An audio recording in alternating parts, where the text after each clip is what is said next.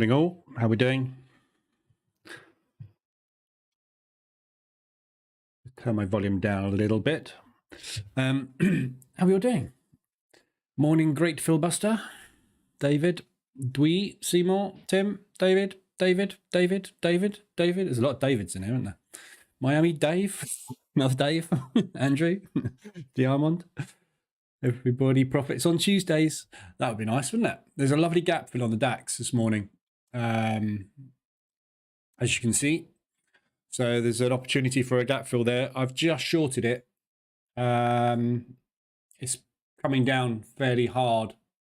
Well, this 5-minute candle for the last 2.5 minutes has come down fairly hard. So there's an opportunity there if you want it for potential gap fill today. So we may go out the gate short, but we'll see. I like gap fills like this. Gaps get filled. So we'll see what happens. We had some early morning likers, which is nice. We got 8 thumbs up from 34 people. So most people have pressed the like button. Not everybody, though. Got some slackers this morning.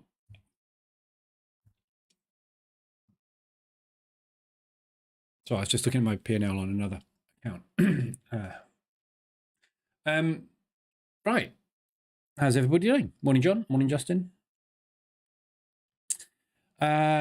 Tuesday news. So today is a biggie for the CAD. So CPI this afternoon. I call it the polyfiller move. That's a good name for it, that polyfiller trade.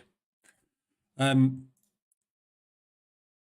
yeah, this morning it's a bank holiday in Japan today. So quite often when we get bank holidays in Japan, the yen gets wrecked. So just be aware of that if you've got any yen trades on, or you're thinking about getting any yen trades on. Quite often we have big moves when we've got a bank holiday. So we'll see. So it doesn't always happen. But I mean, today there's quite a possibility it won't because we've got the CPI figures today. But so we got that. We've had the Aussie dollar monetary policy meeting minutes. I was just looking at the New Zealand this morning. We had quite a run on the New Zealand this morning.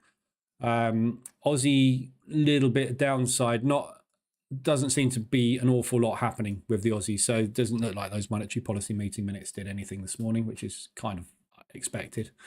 We've got the economic sentiment this morning for the euro. It doesn't really tend to do an awful lot. And then it's the CAD.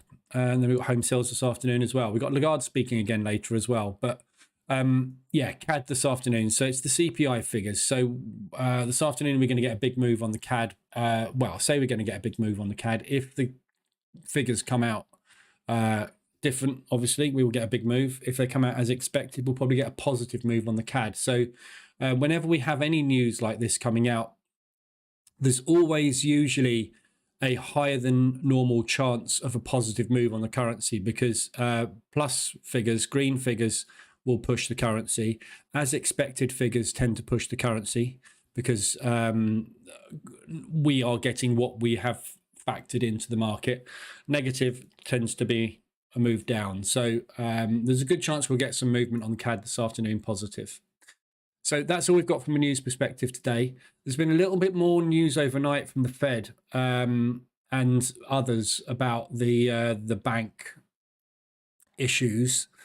If the situation worsens, the US is looking at ways to guarantee all bank deposits. S&P, some bank failures in the US are unlikely to deter authorities from focusing on managing inflation.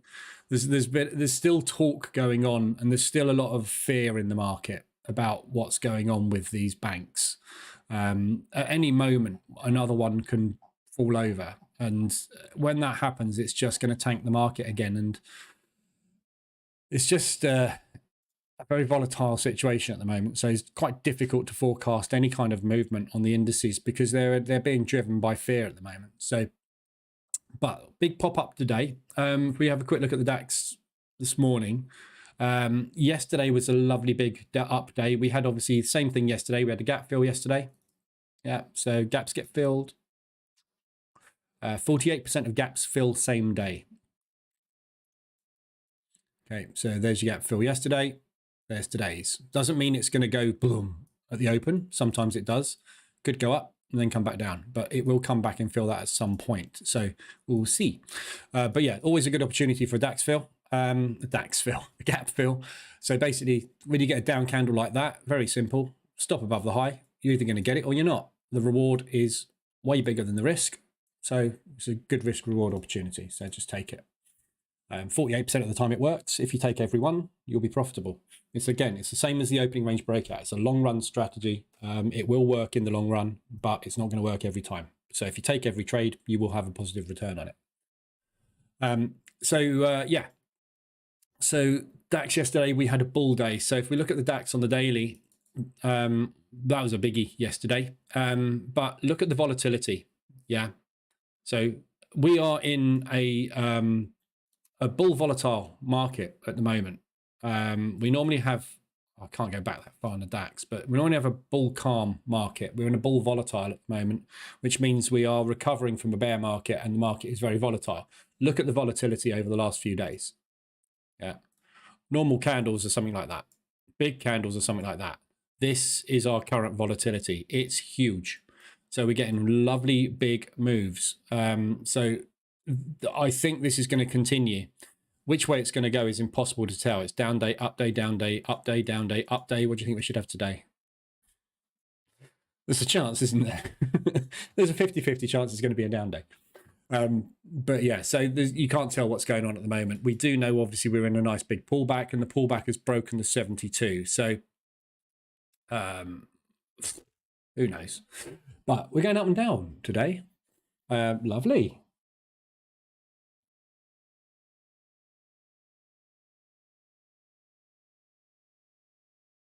I haven't got enough size on this.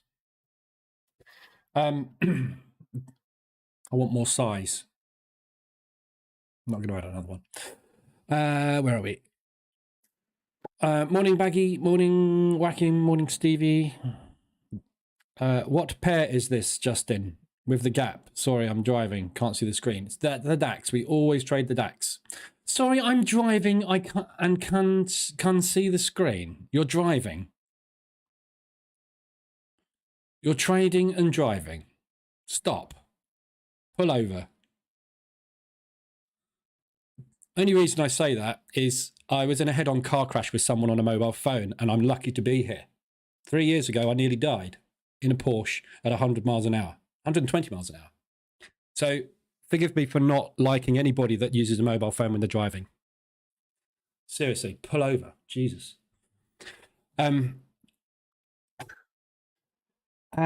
Can you see? You've really got to do something about it. Just turn off cellular data automatically if the car is doing over 30 miles an hour. Cellular companies. It's really simple to solve the problem. Hands-free. Yeah, you're hands-free looking at a mobile device instead of the bloody road. Sorry. Rant over. Can you see the download channel in the H4 timeframe? Can you see the download channel in H4 timeframe? Market's open, by the way. Yes. That doesn't mean it's not going to break today, does it?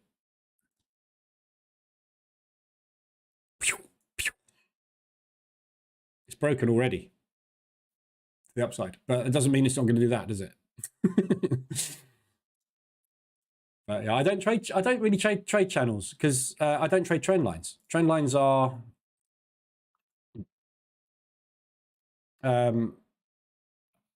designed to be broken, basically, at some point. When you get the breakout in a trend line, a lot of the times the first break of a trend line is a false move. So I don't really like channels either. Morning, Figinia. Morning, Dances. Morning, Al-Haji. So gap fill looks like it's underway, everybody. Looking good.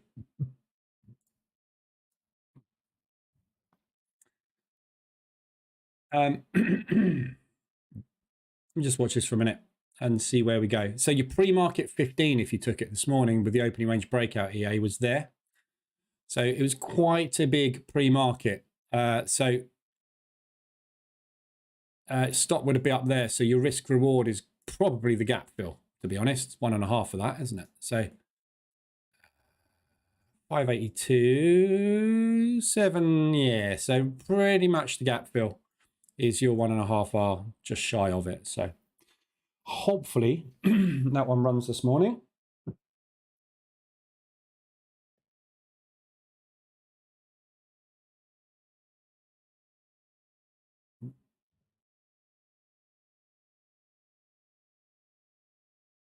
So just adjusting a stop loss. Morning, Neo. There's no ADRs this morning. Excuse me. So we're completely flat on ADRs, right? So nice quiet morning to start off with. I think it's going to be fairly much like this until we get to Canada. We've got one weekly already hit, which is we're only on Tuesday and we've had a weekly range hit. So we need to look at this one. The pound New Zealand. So I've got short on this at the moment on the hourly. And the reason it's hit is basically because of the size of this move up yesterday. So yesterday we had a 250 pip move. This is a 167 ADR at the moment. And then this morning we've done 136. So we've nearly done 2 ADRs on the trot back to back. Pound New Zealand is normally a very high. When you look at the ADRs, the pound New Zealand is usually one of the highest ADRs out of all pairs. You can see it's up at 167. There's a couple there, 160, 168, 207, 166, 165. Yeah. So there's quite a lot of them. Pound yen at the moment is 250. That's mainly because of obviously the yen moves at the moment. All the yens are off the scale. They're not normally that big. But we're quite contracted on the pound New Zealand at the moment, uncharacteristically. So this weekly range hit that we've got at the moment, I think this is potentially the pound New Zealand volatility returning back to normal. And we've had a couple of weeks of contracted volatility. As you can see, we've done quite a lot of days which have been fairly small on it. Yeah. So these little small days, if you look over the last 10 days, they've basically meant that the ADR or the ADR is retracted and a lot smaller than normal. Then we get the odd pop. So this is a big move, obviously, but look, it's basically in reverse.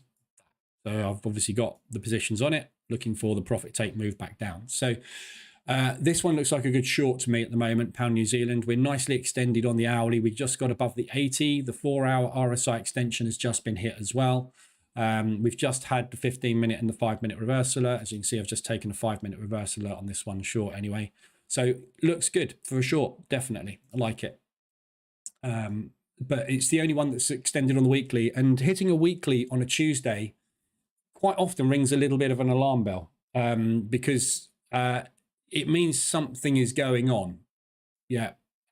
Typically you won't hit ADR on a weekly, and sometimes when we hit ADR on a weekly you find that we actually continue on to 175 because something fundamentally has changed. But you know, there's nothing in the news that is particularly strong or weak on the pound or the New Zealand dollar. We have got the pound rate coming on Wednesday though. So there's Thursday. So there's a potential that this is the market scaling into a move on the pound with a view to putting it back on the rates. So we'll see, but I don't necessarily think this is going to continue. This is exhausted. Look at this, straight up. We've had 2 down day candles. Yeah. So I think, 2 hourly down candles. So I think there's a very good chance of this pulling back into a profit take. So we need to watch that high when you get back down into there. But also, obviously, we've got propulsion gaps to fill further down. So looks good. My scaling at the moment, I'm over an ADR. So it's going to be quite difficult to reach that. But we will see. Okay, DAX, it's falling out of bed. So there's your 5-minute opening range there. We double topped it. So that's one of the reasons we have the offset. Yeah. I haven't got this turned on this morning. I just realized should really have turned it on, shouldn't I? The EA, so you can actually see the ranges. But that's your 5-minute opening range. So looking for a break of that and run down. We'll see. See if we get there. Morning, Jonathan. Morning, Jacob. Morning, Harris. Morning, Marion. What news? When news? News is 12:30 today. UK time, that is. Canadian dollar.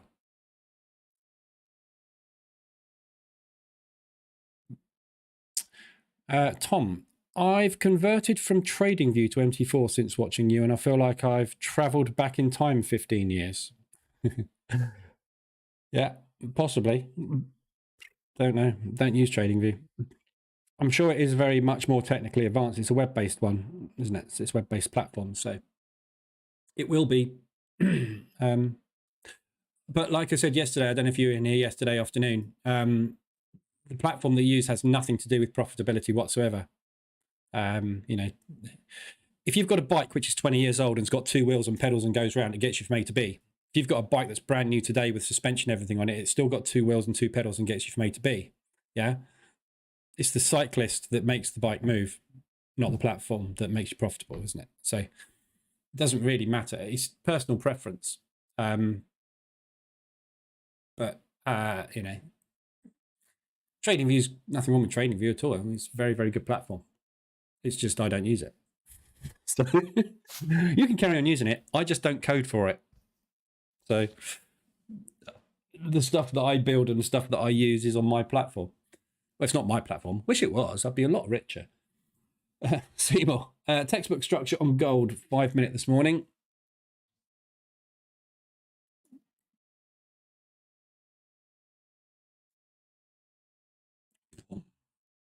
Look at that.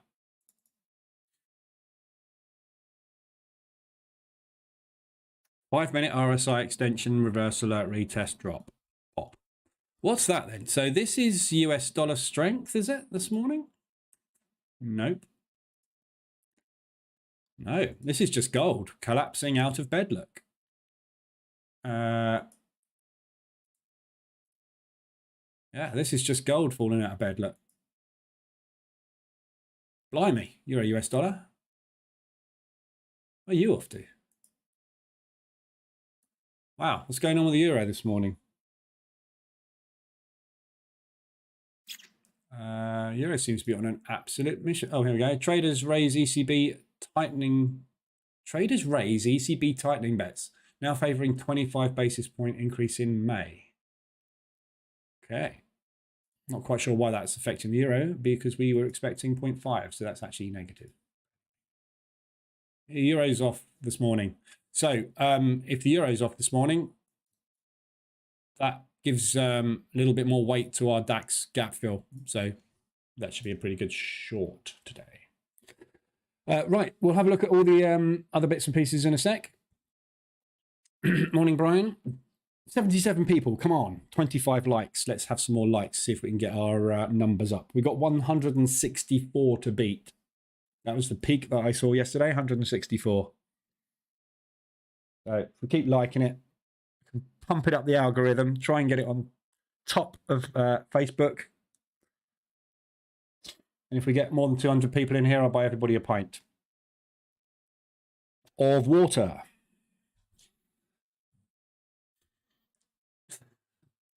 That would be logistically impossible to buy everybody a pint, wouldn't it?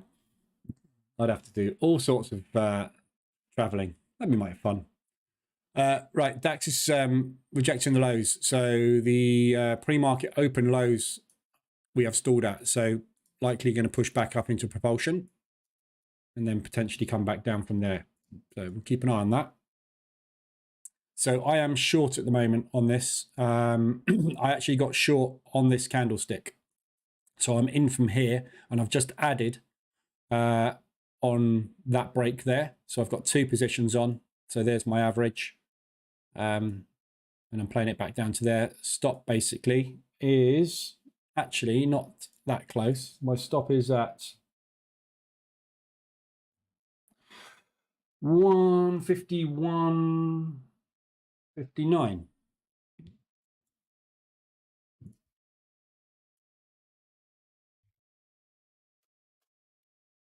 There we go. That's my stop there. So giving it a bit of room basically in case we come and just grab any liquidity from those highs if they're going to bother to do that. We will see. A pint of aqua de what? A pint of aqua de cristallo water, please, or just the cash. Morning, Andy. Yeah. Pint of water. Right, let's have a look at some RSIs. Oh yeah, what I was going to do today as well, actually, was go through yesterday's trades. Oh my God, don't tell them where your stop is. Market makers could be watching. That's true. Or is that my stop? Am I secretly not telling them where my stop is by saying that's where my stop is and my stop is somewhere different? Am I even using a stop loss? But yeah, that is where my stop loss is. Right. So yeah, what I was going to do, somebody said in Telegram yesterday, I keep showing these P&Ls in of the EA running. Yeah. Which is lovely, obviously, showing lots of green, very nice. But I don't show the trades. So I thought what I'll do this morning, because I used to do this every day, every morning in the live rooms. What I used to do was the first thing we did in the mornings was look at the news. The second thing we did in the mornings was go over yesterday's trades, what we closed out yesterday. And I've just forgotten to do it. I just don't know why I stopped doing it or when I stopped doing it, but I did. So I thought I'll go through previous what was closed out yesterday, basically, because it's really helpful, I think, for people that are position trading to see the trades obviously all played out. So we will go through trades closed. There's not many of them, so it won't take long. So Aussie dollar, US dollar. These are H1 M5. Okay, so there's your H1 RSI extension. So reason for getting in, H1 RSI extension above 75. I'm trading above 75. M5, we had the reversal alert inside that hourly candle. So drop down onto M5, take the reversal alert, push down, half an ADR, exit. Done. There we go. So that's Aussie US. Euro New Zealand. H1. Push down, extended beyond 75, reversal alert is in there. Out. Missed all that. Never mind, I got half an ADR, happy with that. New Zealand dollar CAD. H1, extended, above, in, out on half an ADR. US dollar yen. That was the one I closed out manually, wasn't it, yesterday morning? Because I was worried about the yen coming down, yen pushing rather. So I can't close that one out manually. That was an RSI extension. It would have worked. Half an ADR is 106. So the entry was there, move up. So that would have closed out this morning. That would have closed out there this morning if I'd have stayed in it. Aussie dollar, New Zealand dollar. So there you go, H1, push down, H1 RSI extension below 75, push down, push back up again, reversal out on M5 was in there, out half an ADR. They're all singles at the moment, so there's nothing exciting to show you because these are all singles. But New Zealand dollar Swiss, push up, strong push up, RSI extension above 75, got above 80 again this one. So we pushed, basically, looks like we pushed up and back down again. There's your reversal alert. And that one got out this morning. So looking at the reversal alert on it, on M5.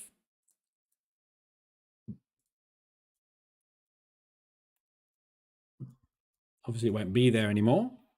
But there was your entry. So that candle there was the last down candle. We formed a new high. So your reversal rectangle would have been drawn on there. Then we pushed up, broke down below it. There's your entry. So that was the first reversal alert we had for entry. We took a tiny little bit of drawdown and out of the trade. Yeah. So there's all the H1 M5s from yesterday. There we go. I could go through all of them, but then all I'm going to do is sit there and go, this was a mean reversion on 4 hour and this pushed down. This was an ADR hit to the upside. This pushed down. Yeah, it's the same principle. Yeah, so this one is trading ADR reversal. So it only enters when there's an ADR hit on an M5 reversal alert. This one is trading mean reversion, which is H4 M5. So H4 RSI needs to be extended and it gets in on M5. And this is the H1 account, which is the one we're looking at here.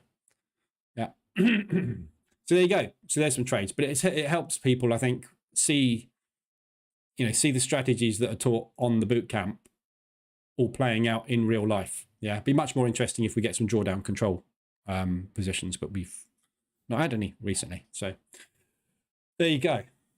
That was yesterday's trades that were closed out, which was not 1%. Pretty good day yesterday, actually. 1%, sitting in 3% of drawdown. Right, DAX is in propulsion. So if you're interested in taking this DAX gap fill short, that's potentially the play if the DAX gap fill is obviously going to work. If you're taking the 5-minute opening range breaks, you've just gone long on the 5-minute ORB. So again, bearing in mind, obviously, the opening range breakout doesn't see gaps. Depends where your faith lies, whether it's in the gap fill or running the highs. And obviously, in stock markets, what we would normally do on this type of situation, this is what's called a gap and go. So if you're trading the stock market and you see a gap like that, you would look for that and you would go with the gap. And obviously 52% of the time on the indices, that is what happens. 48% of the time, they do that. So, it's the odds. The odds are always the same. The odds are always 50-50, aren't they? Jonathan, oh my God, didn't tell them where you... Oh yeah, done that one. I'm preparing to eventually switch to Meta 5 day trading. I wouldn't switch to MetaTrader 5. I'd stick with MT4. Don't do MT. If you're going to switch platform, switch to MT4, not MT5. The only reason to switch to MT5 is if you need to trade the stock market. You need to trade futures. If you don't need to trade futures in the stock market, don't switch to MT5. If your broker gives you the option, stick to MT4. It's just too glitchy. Andy, been looking at your bootcamp. Very good indeed. Would recommend to others, 100%. No, don't would recommend to others. Go and recommend it to others. Glad you like Gene Butcher also. What? Who's Gene Butcher?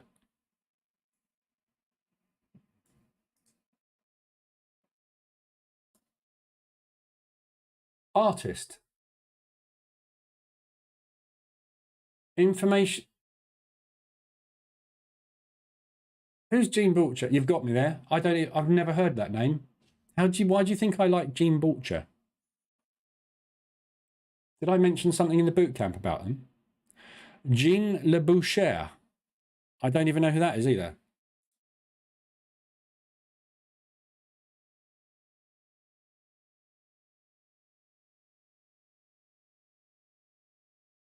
Nope, you've got me. I'm just Googling it. I don't know who that is.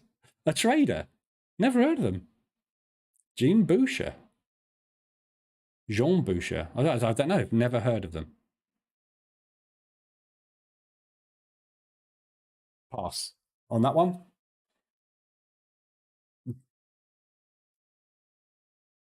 I don't think it's me. I think you might be thinking of someone else. I've never heard of them. I don't know. GM, what do you reckon about Euro US dollar H4? So Euro US dollar, I'm actually short on at the moment. Unfortunately, it's pushing at the minute. Maybe mistaken. Yeah, I don't know. It's not. Yeah, I've never heard of them. I don't think it's me. Must have been someone else you were watching on YouTube around the same sort of time. Maybe, I don't know. Afternoon, Bayamakuma. I can't say your name. Sorry. Afternoon, whoever you are. Right, let's do some analysis. Yeah, so H4 Euro US dollar. What do you reckon about Euro US dollar H4? Okay, well, there's a resistance coming up at the moment. Oops. Which is potentially short. So I'm shorting it basically on the premise that we are not going to break that propulsion gap, or we are going to just break that propulsion gap and pull back from it. So if you look at it on the hourly, we got really nicely extended yesterday here. So this is exactly where I took my shorts in here. Yeah, so I want to fill that gap and basically looking for a gap fill short back down into this propulsion gap. What we've done this morning, it seems, is flag and go for a break of yesterday's high. So I'm hoping yesterday's high is just going to get swept and then they're going to come down and fill that gap, a la that sort of move. So, or yeah, that sort of move. Yeah. So at the moment, basically, I've got shorts on it. The Euro US dollar is a difficult one because it's a long against a long. If you look at the buyer scorecard for Euro US dollar, there's zero cop bias on it because they are both longs. Fundamentals are bearish Euro US dollar. So US dollar fundamentals are better than the euros. At the moment, though, we have retail all shorting it. So the market is pushing up at the moment and grabbing the retail liquidity. So that's probably why we're getting a little bit of a push out the highs this morning. So I still like it as a short, but it's not the best in the world. So when you're talking about elastic band theory, when we get RSI extensions, we're looking for a big, strong push. A little bit like that, but obviously that's way over the top. But that sort of thing, we're looking for a big, strong extension upward, then the profit take. Big, strong move, profit take. Big, strong move, profit take. Big, strong move, profit take. Yeah. What we've got here is a very steady push, which is indicative of more of a trend. And obviously there's less inclination for a profit take to happen on these because the profit takes are being done along the way. Yeah. So I'm not liking it as much as I did yesterday, but that high I think has got a very good chance of becoming a resistance anyway. So push up to there and potentially pull back from those highs. DAX just gone out the highs, and hopefully we're going to meet some sellers here. So your 5-minute opening range break, depending on what type of stop you're using, you'll quite possibly break even on that now.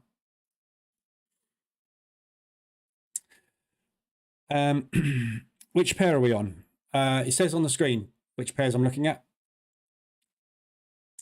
GM could have a big movement, as did before.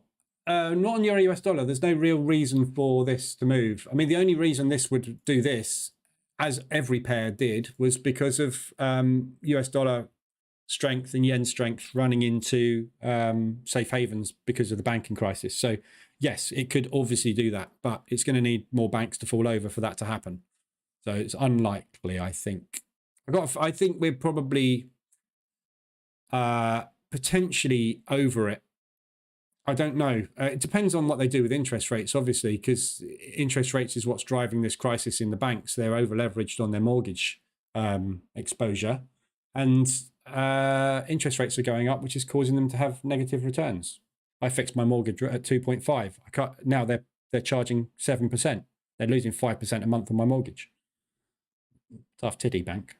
You've been ripping me off for years. My turn. But it's obviously causing the banks to fail. So we will see. Any day now, we could have another one fall over, and yes, chaos will ensue. But who knows? But technically, you're going to have limit orders sitting there to trigger, I think. The other thing you've got to bear in mind today specifically is we've got Canadian CPI figures, and that will rally the US dollar. Canadian CPI will affect the US as well because US and Canadians are very close trade partners. So what happens to inflation and interest rates in those countries bolsters the other. So yeah, potentially a good shot to the downside coming this afternoon. We will see. Are you still increasing your lot size as you add in? Do you mean on the EA? Yeah, so I've got a 1.3 lot multiplier running at the moment on the EA. Is that what we mean? So I'm running 1.3. It's more risky, 1.3, obviously, but it gets me in and out faster. And obviously I can handle drawdown control. So, but yeah, it's much easier to get out with a multiplier on. Marion, thanks for the tip with Pound New Zealand. I'm not a tipster. What is this, a horse racing channel? Sure, yeah, I like that, sure. M pattern, retest going on at the moment. There we go.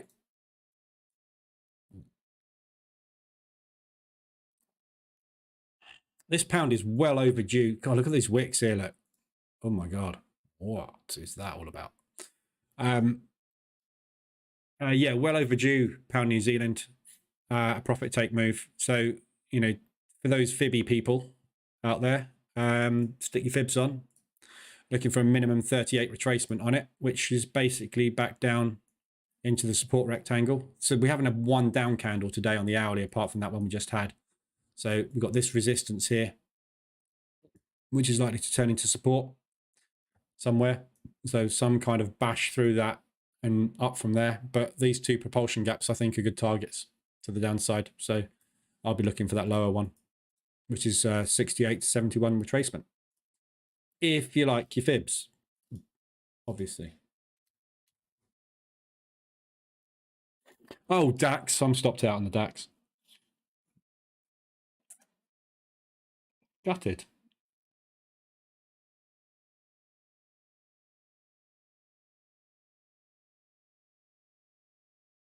How annoying is that? Okay, so 5-minute ORB. Why didn't I take the opening range breakout this morning? That would have been much easier. Never mind.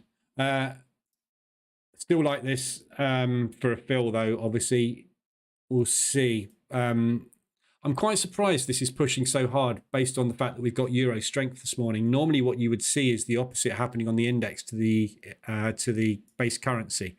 The base currency is rallying, so I would be expecting this to drop, but it's out of sync this morning. So still like it though. So if you want to get into it, let's just have a look at resistance levels to see.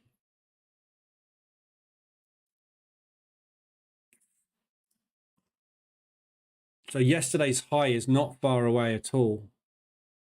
Why have I got no indicators on there? 151.73. So that's yesterday's high, which we're literally just going to test now.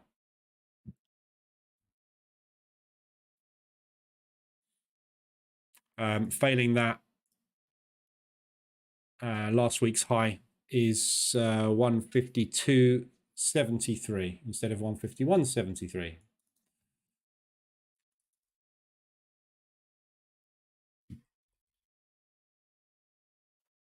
Up there.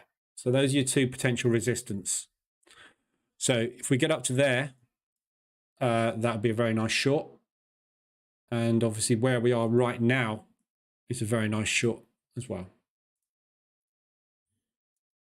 However, obviously it's going long, so tricky one this morning, isn't it? Right, RSIs. Let's cover the RSIs. Jonathan, MT6 release date 2037.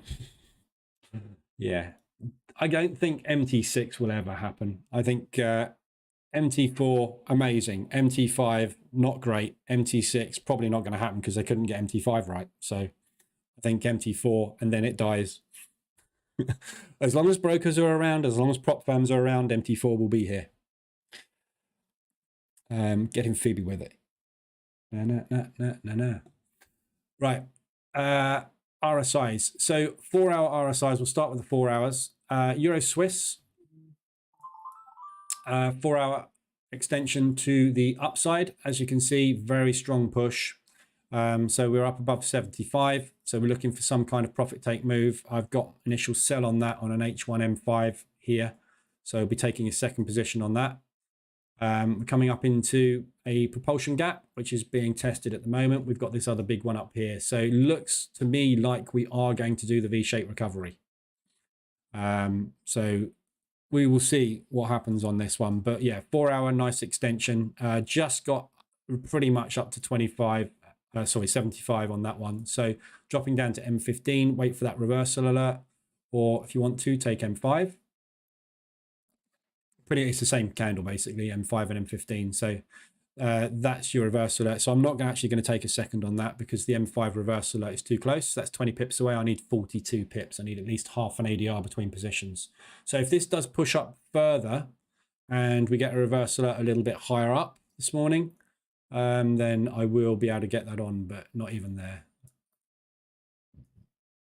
Yeah, I mean, I need a reversal above the high of the day to get into a second. So hopefully this will just come down. But yeah, H4, nice extension. You've got a nice support, resistance area coming up here. In fact, this whole area here is resistive. There's lots of different levels to look at, isn't there? So, so second entry somewhere up in that propulsion gap, and then push back down. If it manages to get all the way up there today without a break, this is going to be extended, and then we're going to have the mother of all collapses. So, yeah, first entries, if you're trading H4, if you're trading H1, you're already in. Pound CAD, fundamentals on that, by the way, Euro Swiss, are long. Yeah, so just be aware of that. There is a kind of counter trend trade. If retail, at the moment, retail is short, so it's obviously pushing higher. If retail gets any shorter, that's going to go up to a 2, which takes us to a +4, which makes us a good buy. So fundamentals at the moment are obviously more bullish towards euro than the Swissy. So it is a counter trend trade. So you're less likely to get a huge collapse on it, on that euro Swiss. So just be aware of that. Pound CAD, however, looking at the pound, at the moment, pound CAD is a very, very, very weak buy. Again, it's range bound. Everything's range bound at the moment. Everything's range bound. No cut bias whatsoever. The market is short the pound. They are also short the CAD. Retail is long at the moment, so you've got never such a slight bias long on that. Sorry, retail is short at the moment, meaning your bias is to go long at the moment, and that is pushing up. So that's extended to the upside. I've already got 3 on this one, short. So just about got that 4-hour extension, and it's coming down at the moment. H1 was extended towards the end of last week on Friday, and it's pushed further as well. So we've just got the reversal alert on the hourly. We're coming down into support here. Yeah.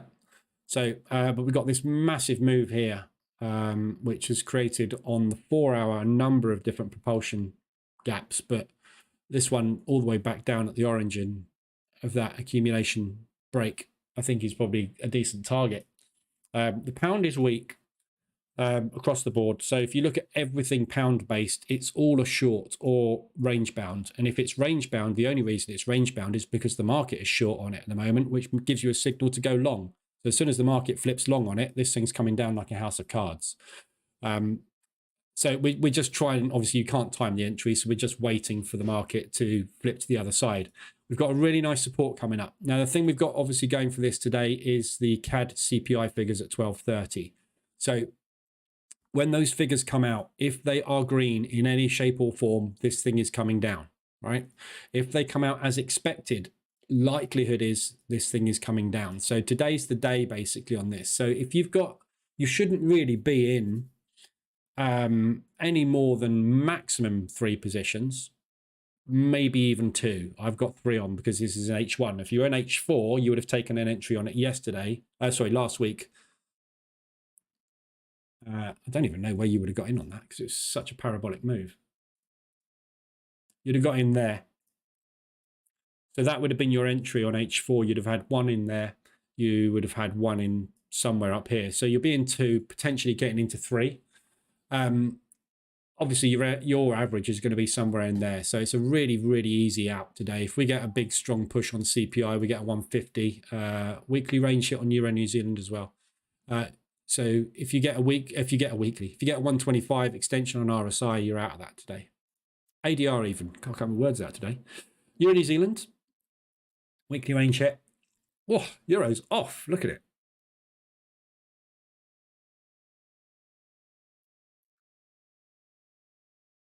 Big moves on the Euro this morning. So that's pound CAD. Pound Swiss is your other RSI extension on the 4-hour. That one's, I'm in that one. I'm on a H1M5. So there's my H1 extension. There's the 5-minute reversal alert. Yesterday. There.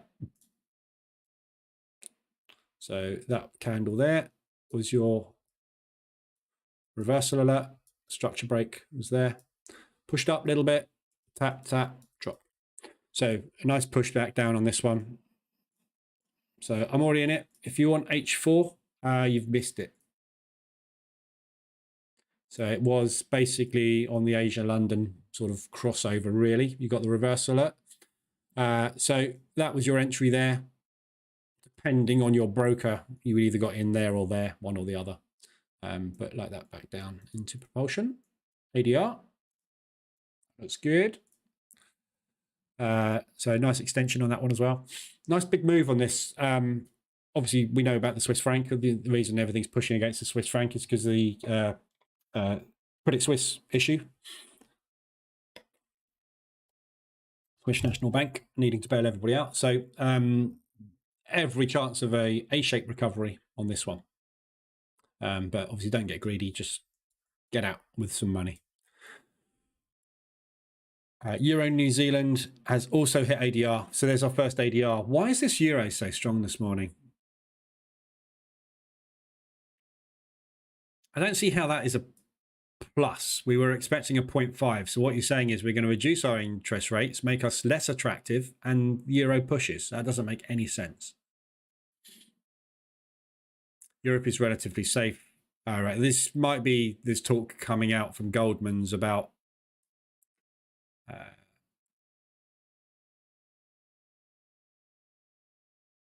the stability of euro. I'm just reading this one as well. Swiss Banking Association. Credibility in Swiss banking has not been destroyed by the Credit Suisse crisis, but the situation is not good. The Swiss credit supply is not a problem. Our banking environment is increasingly competitive. Upside of 5 to 10 billion in oil price. Oh, I've made that wrong. 5 to 10 billion, $5 to $10 a barrel in oil prices. Goldman sees an upside. Okay, so Goldman are long on oil. Let's just quickly look at that. Pound Swiss, remind me where I got to. So we had that, we looked at this yesterday. I should have taken this yesterday.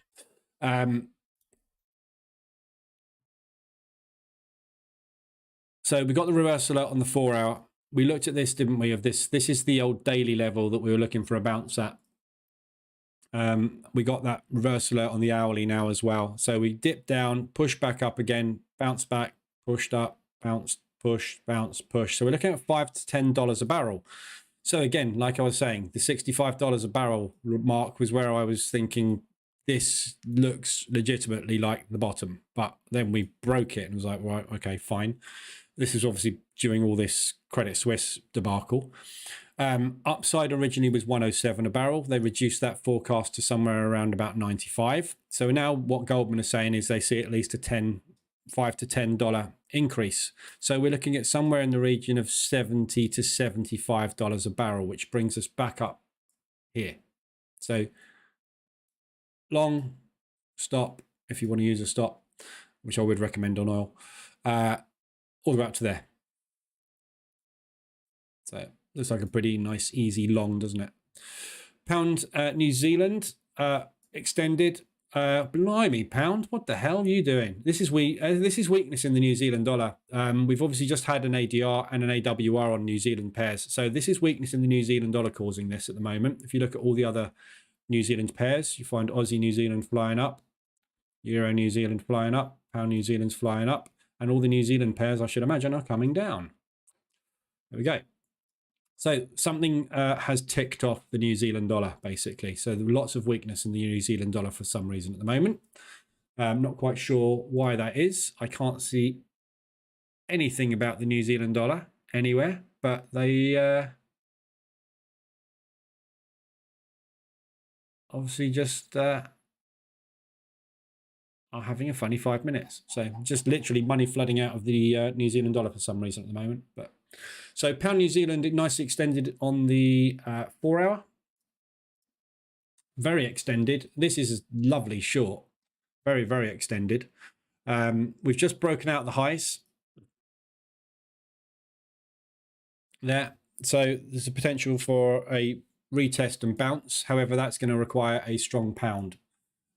So not quite sure why we should have a strong pound at the moment. We will find out on Thursday what the new rates are, which I very much doubt will be anything but 4.25, but you never know.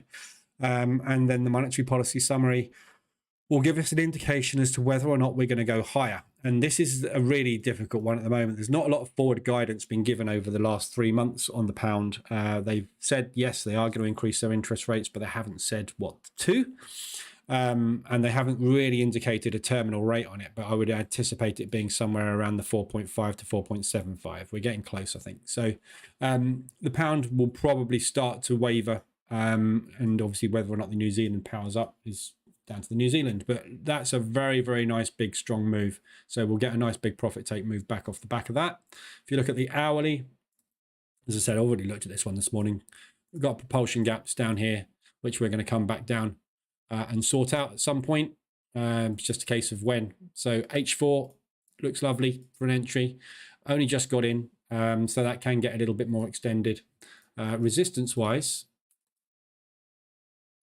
we've got a fair old way to go on that for resistance from where we are. There's no downside resistance, so I'd just be looking at highs, really.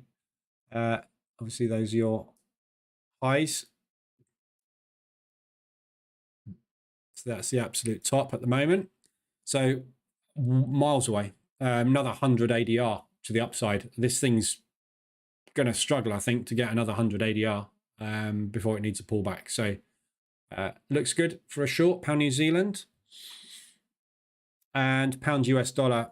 Also, that's rolling over at the moment. That was a 4-hour extension, but it's already gone. You missed it. Thanks for the follow, Wasim. And Haroon, sorry I missed you. Have I got my volume up? No, my volume's really low. Let me turn that up so I can actually hear when people are following. Thanks for the thumbs up, you guys. 143 people in here. We've got 52 thumbs up. Come on, press the button. I'm lacking in thumbs. Right, pound US dollar. So shorting that one at the moment. Obviously, that's an hourly extension from yesterday and a 4-hourly extension at the moment. So we just had the hourly reversal alert on it as well. So good movement for the downside. Just watch this level here. So this is where we basically, this parabolic move that we had, that's where we stopped. We retested it, failed, went into price discovery, and then failed price discovery, came up, tested it again, tested it, and then finally broke through it, pop. So there's a good chance that that 122 level, that's a big round number basically. So that 121.994 that I've drawn there is basically 122. Whoops, sorry. 1.22 in this case. Yeah. So that's a big round number. That's why we got that reaction there. Big round number is always going to bounce. So there's a good chance we might bounce it on the way back down, but there's also a good chance that this is just a failure, and it is the pound, and we are trading against the US dollar. And what have we got on Wednesday? FOMC, which is likely to power up the US dollar. So potentially Wednesday, potentially good moves on that 0.25 increase. I've got the feeling in the press conference, I've got the feeling they're going to come out and say there is a good chance that this is going to be our terminal rate. But what they're going to say is the same as they always say: we will be data driven and we will be waiting for the inflation numbers. If the inflation numbers are coming down at anything at like 0.5% or so, then this will become terminal rate. So we will see. That's it on the 4 hours. I'm just catch up the chat quickly. When you alter the time frames on the charts that you've taken a trade on, doesn't that disrupt the ongoing trade? As the EA depends on the time frame the chart is set to. Yes, it would do. If you were running, I'm not running the EA on here though, am I? The EA runs on my VPS. This is just another MT4 logged into the same account. The EA doesn't run on here. Yeah, no, you can't put the EA on and then keep flicking around all the time. Yeah, of course it will break everything. That's what VPSs are for. What's going on with the DAX? Here we go. So we got the bounce on the DAX. Good short. Like it. However, potentially you got this is the most hideous situation you could possibly be in with the DAX. Yeah. So you've got market structure looking like it wants to go long from that propulsion gap. However, you've got market structure hitting a recent high and potentially looking like it wants to fill the gap. It's a very, very difficult one this morning. That one could go either way very easily. Well, obviously it is going to go either way very easily. It's obvious, but you need to make up your mind. Are you a gapper or are you a rallier today? Probably just going to go into rotation and sit there until CPI. It won't go anywhere. Annoying. Triple tweezer tops loading on sterling 15-minute. Oops, wrong one.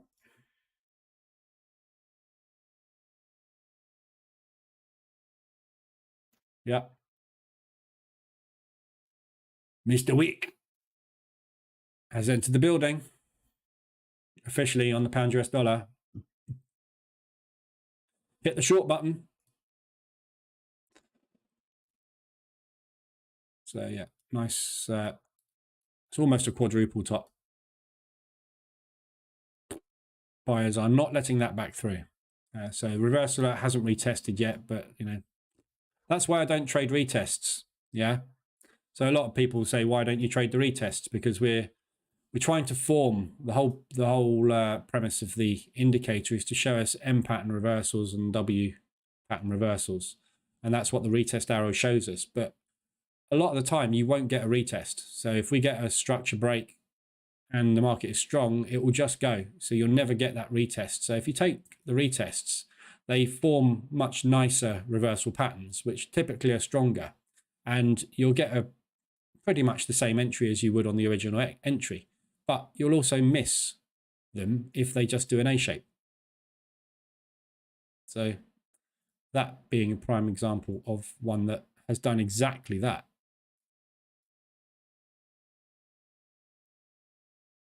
As opposed to that one there,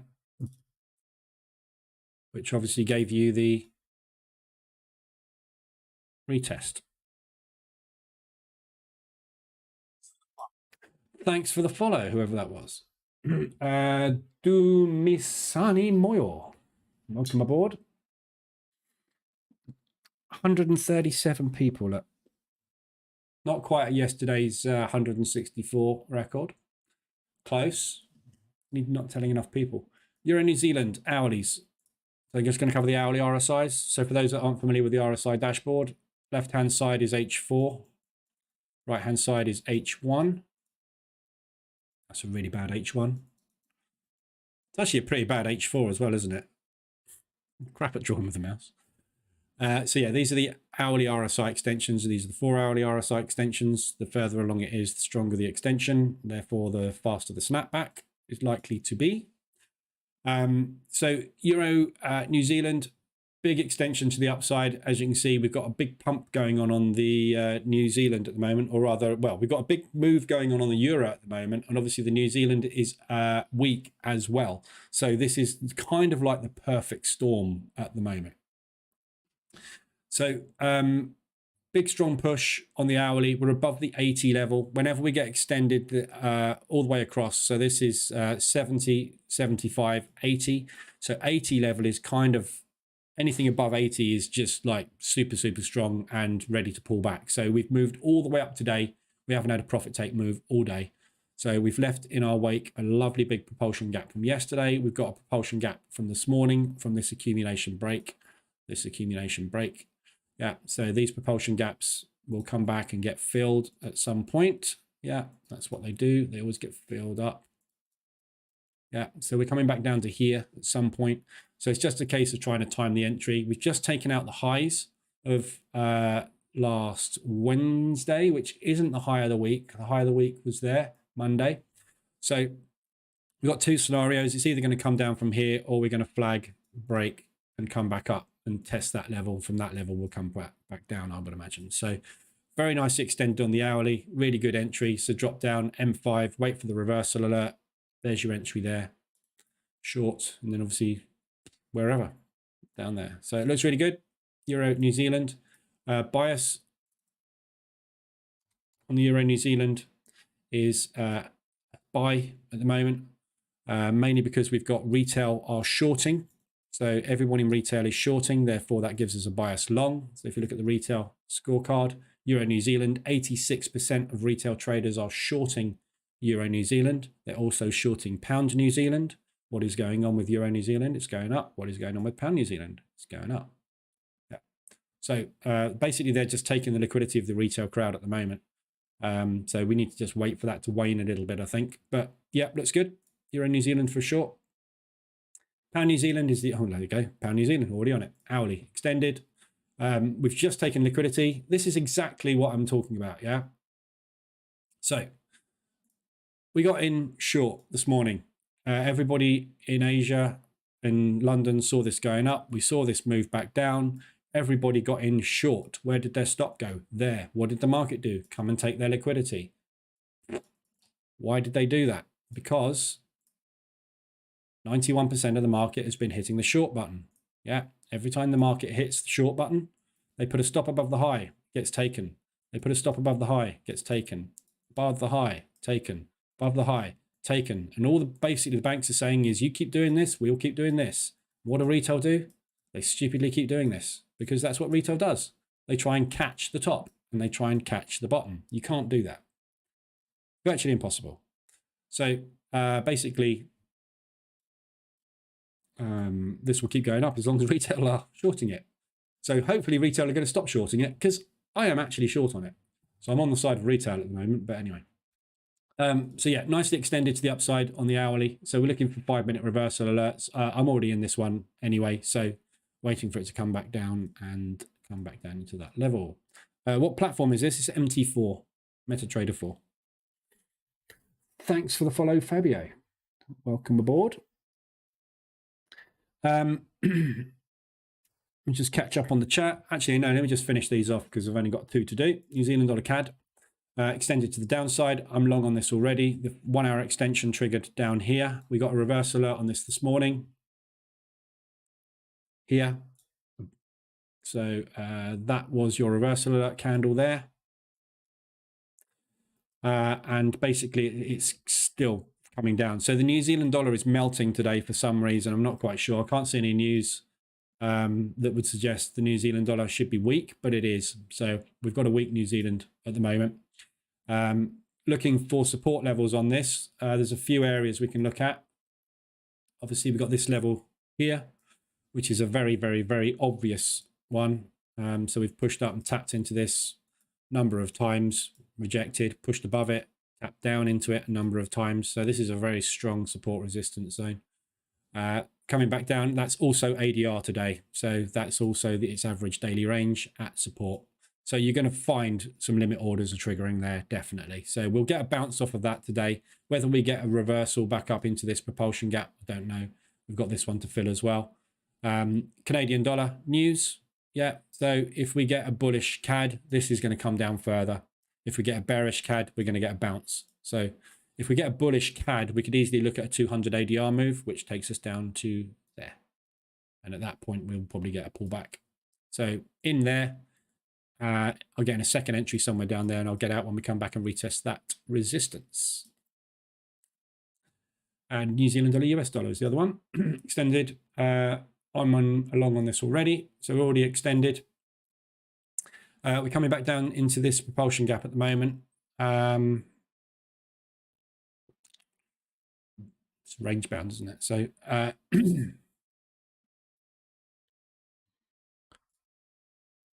obviously we got that low at 200 ADR, and that's 125. So, you know, obviously this could go from here straight back up again, but market structure at the moment on this is a long. So we've got the low, high, higher low, higher high. Potentially we're going to put in a higher low and go for a higher high move back up into this propulsion gap here. So that's the move that I would see potentially happening. which means this propulsion gap is going to hold yesterday's low, or sorry, not yesterday's low, previous day's low, which is here, which is there.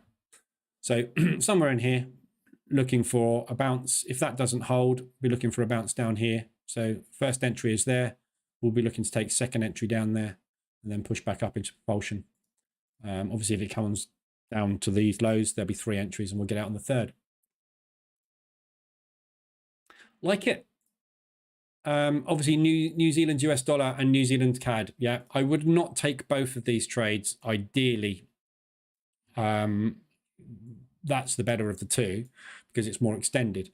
But when the Canadian dollar news comes out this afternoon, the CPI figures, that will impact the US dollar as well. And typically we'll see the US dollar rally along with the CAD and the CAD rally along with the US dollar and vice versa. So depending on what happens with the CAD, obviously we could get a rally on both of those at the same time. So you don't want to go into double drawdown really, if you can help it. But depends how aggressive you are, doesn't it? Thanks for the follow. Thanks for the follow. Natkita, welcome aboard. So yeah, all looking good. Lots of entries all over the place at the moment. I've banked some more this morning. What have I just banked? New Zealand dollar, US dollar. We just got out of that one. Oh, there you go. It's on the screen. literally just closed it. There we go. So that one there was an H1 RSI extension to the upside. Yeah, short, just one entry, out quarter of an ADR. Now we're extended back down to the downside. So long again. Looking to get out on the next rally up. Thanks for the follow, official Baker boy. You can't spell Baker. Now you're going to tell me that Baker means something completely different, which I know. I'm only joking. So if there's any other pairs you want to look at, let me know. But that's all the analysis covered for the morning, all the ADRs, all the RSIs. The DAX is still holding up at resistance at the minute. God, this New Zealand dollar really is unhappy today, isn't it? Not much movement on the US, but New Zealand dollar is absolutely melting.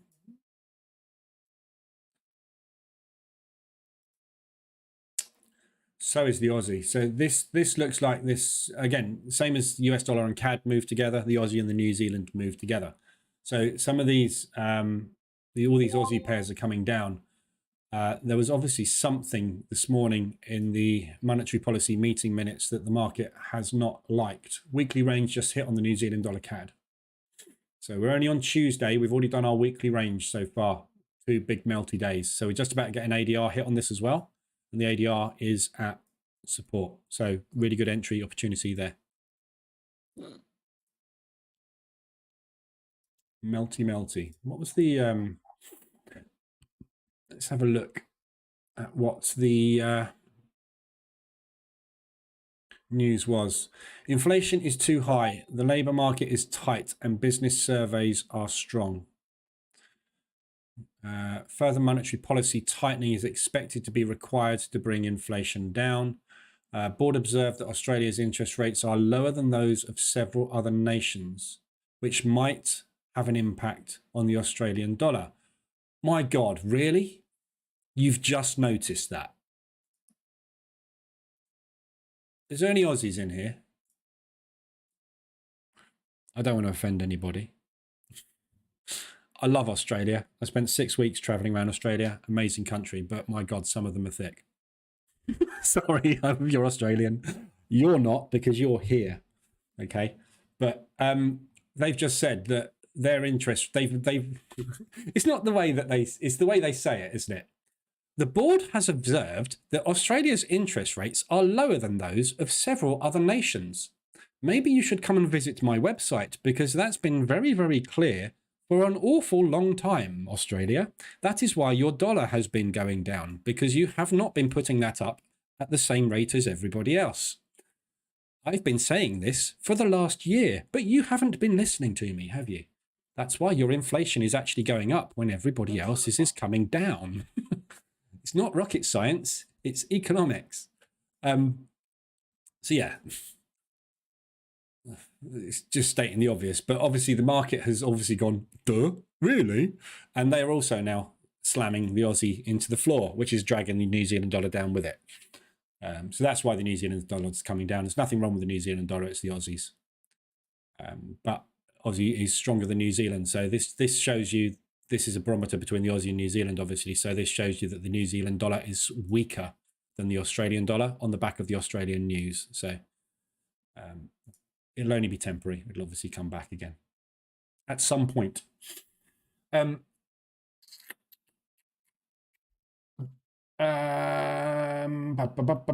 Oil is going to 75. Yeah, I think oil has got a very good chance of going beyond 75, to be honest. If we look at it on the 4 hour, Christ, we've got to go out a long way now, haven't we, on the 4 hour?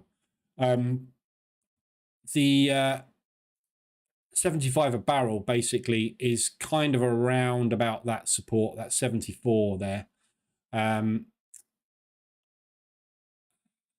That's, you know, initially we're going to get some rejection at this level. If you were to come out and draw us a resistance area on these wicks, yeah, so you've got this low here all the way up to that is the, well, that's the higher of the wicks. Yeah, so you got that level there, which encompasses sort of 70 to 72 a barrel. I don't think that is going to act. That will probably act as resistance, but it won't be a drop. I don't think it'll be more of a bounce resistance like that. So when you actually look at the other highs and lows that we've got that low there, and then the lowest part is there. Yeah, so that is the zone that I would anticipate us getting back to, which encompasses sort of 72 to 73. That's where we're probably going to find our first bounce. I think that will probably hold. So we'll probably push up into that area and then we'll get a significant bounce. But obviously this being peak formation low, high, higher low somewhere, and then back up 75 plus. But obviously every time we push back up into the 24.72 zone, we're getting rejected above 72. So by the time we get there, you'll find the 72 will be down here, which will tie in beautifully with about $75 a barrel. So I think that's probably a very easy to achieve target, but it's whether or not the market conditions and the world conditions have changed by the time we get there as to whether or not we see more of a rise or a drop. But the reason we're heading down to this $60 a barrel is because this is what Europe has said that they are happy to pay for oil. Russia have said, no, we're not interested. So what have they done? Not bought Russian oil. Russian oil stocks are through the roof. They've got no one to sell it to but the Chinese. So that's why it's coming down. The Asian markets for oil are struggling because Russia's now supplying China and everything in Europe is coming out of Canada and the US. It's driving prices down. But demand is up, which typically you would see that. But, you know, this is a different world now. We're in a different world, different supply-demand structure with Russia. So that's what's causing this to come down at such a rate of knots. And then obviously we've got the banking collapse, which has driven the prices down. You know, it's just all world economic events causing chaos. One of the reasons I'm not particularly keen on oil and trading oil, because it has all commodities, gold, oil, everything that's commodity based basically is driven by supply and demand. And the rules of supply and demand are much more complex, which is why I like Forex, because it's driven by the banks and the banks' greed and banks' manipulation. We know with banks' manipulation, there's pushes and profit take moves. With oil, there's no such thing. So it's a lot more difficult to predict movement on. But yeah, looks good. I like DAX is stalled up at the resistance again. Doesn't look like we're pushing out this high. Gold. Hang on a sec. I did a video yesterday. I haven't managed to post it on YouTube yet, and I will be posting it hopefully today. Market is down. Which one? Where is your TP for pound US dollar? I don't particularly use TPs, but if I had to use a TP, it depends what time frame you're trading. But I target half an ADR, so 66 pips. So my TP is somewhere about there. But if you're going to use if you want TPs, look for propulsion moves. There. Got one there that's still orphaned. It's tiny, but don't know, really. Don't like to use TPs. I don't take like, I'm a position trader, so if I'm using a stop loss, then yeah, 1.5 hour or something, but or an obvious level, yeah. So look at this high here, yeah, obvious TP, 122 round number. So when it gets to there, we're going to get a bounce. So if you want to use that as a TP, use that. I don't know if that's enough reward for you. So TP is very discretionary, isn't it? If you believe in the fundamentals, however, and you're short on this, I would leave it. That's where it's going. Unless the Fed come out on Wednesday and say something really stupid, which I wouldn't put it past them.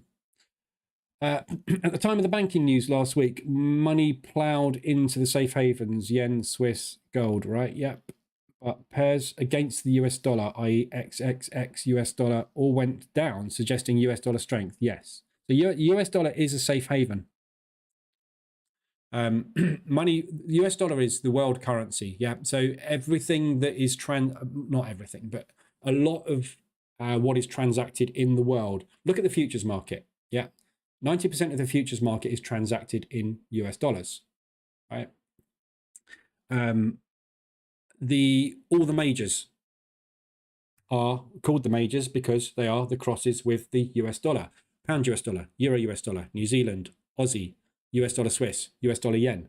Yeah, everything is benchmarked against the US dollar because the US dollar is the largest economy, it's the largest currency.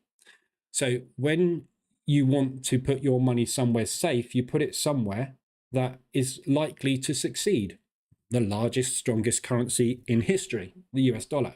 So money will flow into the US dollar, but short-term safe havens tend to be the yen and the Swiss franc and gold.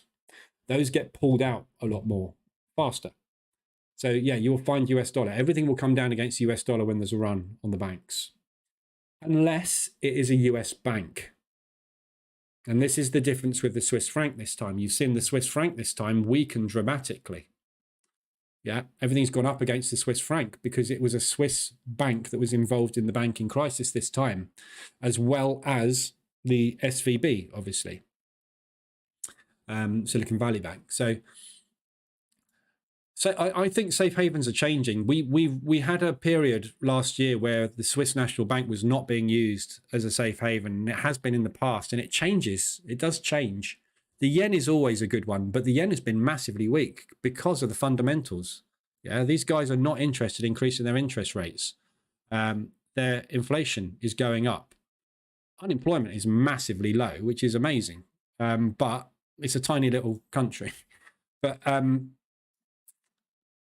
you always put your money here as well, typically because it's always been an incredibly strong economy. But that's changed as well. Look at the GDP. We're flat. We had an increase last time. We were negative GDP. So, you know, everything has changed since COVID and this recovery that we're coming out of now with COVID. Everything is now different. So, but the typical safe havens are still the same. Gold is always going to be your safest one. But again, you know, looking at gold, look at the rally we've had on gold with the banking issues that we've had. This will come down as fast as it goes up. But again, supply and demand on gold is completely different. Russia is one of the largest stockholders of gold in the world. There is a gold export ban on Russia. So you can't extract any of this gold from Russia. What does that mean? We've got a lack of supply. What does a lack of supply mean?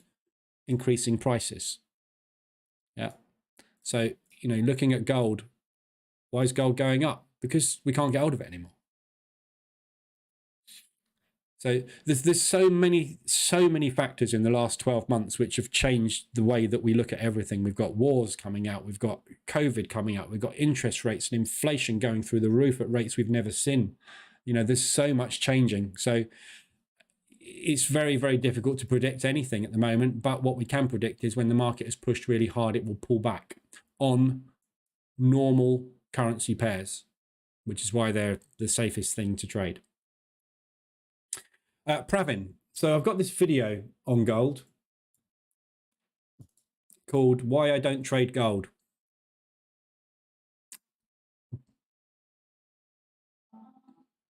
Which is going up on YouTube today.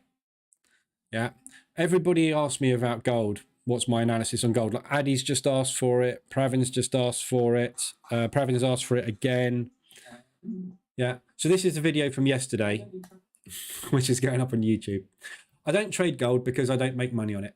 Simple as that. Basically, it's an instrument that I fail at, so I don't trade it. So I can analyze it for you, but bearing in mind I'm analyzing something I don't trade, the chances of me being right are very, very, very, very, very, very small. Yeah. So at the moment, I would say to sell it. And the only reason I would say to sell it is because it's rallied so hard. However, it has broken out of a high, so it may well drop and pop. I don't know. But the thing that's going to affect it is the Fed on Wednesday. If the Fed comes out with positive figures, it's coming down. If it comes out with negative figures, it's going up. Yeah. Today, right now, I would say, I don't know, to be honest. It's just floating in the middle of nowhere. We've just taken out yesterday's low. So if you like the theory that the gold market sweeps liquidity, you could long it. But you also got this area of support that it's probably going to come and test. I don't trade it. So I don't know. But if you want to trade gold, the best thing to do is go and buy one of those EAs. There's loads of EAs out there that make millions out of trading gold, apparently, on the marketplace. Struggling not to laugh. But there are. Which platform? I've covered that. Germany 30. Yeah, we're just sitting at the top at the minute. Where do you find the proper news events? This is a website called Financial Juice. I'll put a link in the chat. So Financial Juice basically is all breaking news in the markets, basically. You can fine tune it to whatever you want, but this is your, oh my God, why is that so strong today? Come here and this will tell you. If there isn't anything here that tells you it should be strong or weak, then it's just manipulation by the banks. Yeah. And obviously Forex Factory is where you get the daily news, but Financial Juice has got the news for the day coming out as well. So you can use Financial Juice for everything. I just like the layout here. It's nice and easy to read. All your forecasts are there. Financial Juice, I just find a little bit more difficult to read it, but it's all there. And you can filter the news, can't you? But I also find on Financial Juice, you get slightly different weightings on the news. So their mediums sometimes are highs on here and vice versa. So that's the only reason I don't use it, but there's nothing wrong with it. But I use it mainly for what's going on. Yeah. Finding out why things are moving and keeping track of what's going on with world events. Yeah. Everything you see here is driven by nothing but fundamentals. Yeah. Your technicals happen coincidentally at the time when fundamentals are happening. If you're not, on top of what all of this stuff is doing, you're at a loss. You're behind the curve. So you've got to be on those websites. Okay, so we've just tapped into that 151.73 level, which was, what the hell was that? That was at resistance, yeah. So that's previous day's high we've just tapped into, which is a lovely support resistance area. So this zone here is last chance saloon really for the gap fill today, I would say, for this morning. But we're not really doing much this morning. So the only trade this morning that made you money was the opening range breakout on the 5 minute, which you're still in. The pre-market 15, if you took the pre-market 15, you went short with a stop out there and you're long on that, but you're not really anywhere. So tough morning. I would say that, I mean, I don't pay any attention to this, but maybe we're waiting for the economic sentiment to come out for the euro, but it doesn't tend to do anything. So I'd be very surprised if we are.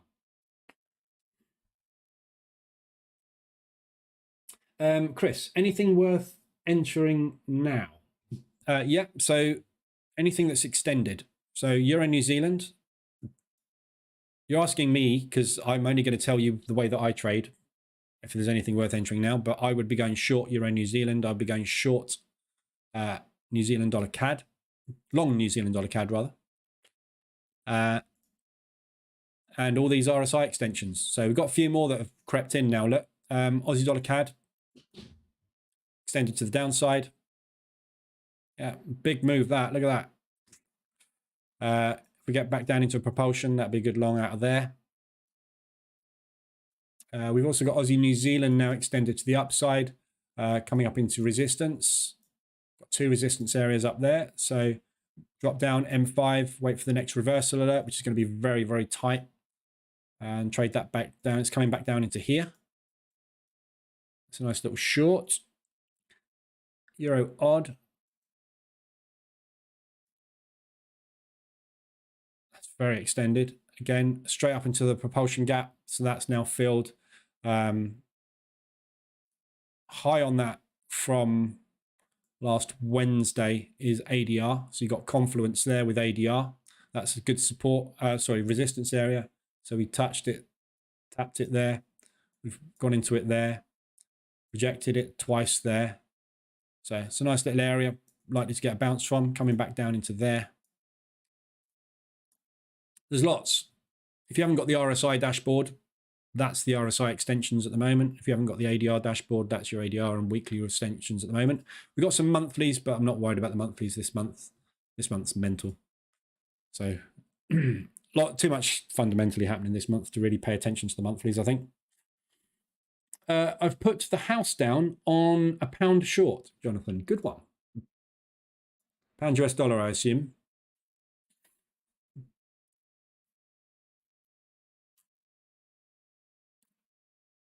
Watch that 122 for a bounce, but I think what we're probably going to see is 122 bounce.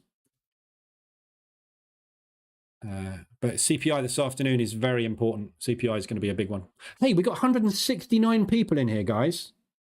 That's the record. Well done. Good job. Good job, everybody, for coming in. But we've only got 84 likes, 85. Somebody knew I was going to say it. Look, as soon as I said we've got that many people in here, people are hitting the thumbs up button, getting told off. We've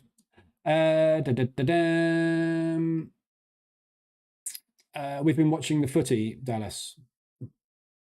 I don't know what I was talking about when you said that. Good morning. GM, Brazilian, living in Australian. No problem at all. I was talking about Australians. Don't get me wrong. I have nothing against Australians. I love Australians. I spent 10 months traveling about 15 years ago, 20 years ago. I know exactly when I was there. I was there for 2004 because I was in the tsunami. So yeah, 2004 I was traveling and went all over the world, including obviously Thailand, unfortunately, at Christmas. So I was there for the Boxing Day tsunami and loved Australia. Australia and New Zealand are my super, super top places I've ever been. And if I was going to move anywhere, it would be probably New Zealand. Nothing against Australia, apart from your sharks, your spiders, your lizards, your insects, and everything else that could possibly kill you, all living in the same country. But the people are amazing. And I just love the fact that they call flip-flops thongs. And over in the UK, we call thongs underwear. It's brilliant. Everything's upside down in Australia. It's amazing. Brian, the Aussie board just realised throwing away the useless retail charts might not be a bad idea. Yep. You couldn't make it up, could you? Love it. The board has observed the Australian interest rates are lower than those of several other nations. We forgot to visit the market structure traders' websites for the last 6 months. If we had, we'd have known this much earlier. Aussie. I know what they mean, but they just said it wrong, didn't they? They just said it wrong. Trader Kenny, Lee, when would you be convinced a market reversal alert is correct? You are never convinced a market reversal alert is correct. The whole premise of the bootcamp, if you go and watch the bootcamp on the website or on YouTube, the whole premise of this whole 5-day course, which is free for anybody that's just joined and wants to go and do 5 days worth of education for nothing, is that you cannot time the market. Yeah, this slide here. Oh, Greg, go away. Look at that dog. Greg. The whole premise of the bootcamp is you cannot time the market. So if we go on to the next slide, yeah, every problem you have as a trader right now, all of this, yeah, is all based on that. Yeah, you cannot time the market because you are not in control of the market. And there is no technical, fundamental, or anything that can time an entry into the market correctly. Yeah, so reversal alerts, all the reversal alert does is show you that there is buying coming in right now or selling coming in right now. Whether this is the point that the pullback will be big enough for you to make money out of, or the reversal will be what you're looking for, is impossible to tell. This will either work or it will push up, make a new high and invalidate it. There is no point that I can say this one's worked. I can tell you that's worked when it's worked. Yeah. The way that you make money in the market is you enter a trade and in a direction, and then you exit the trade when you are happy to get out. Yeah. I got in there and I got out there. If this had gone down, I would have had to take another position to get out. Yeah.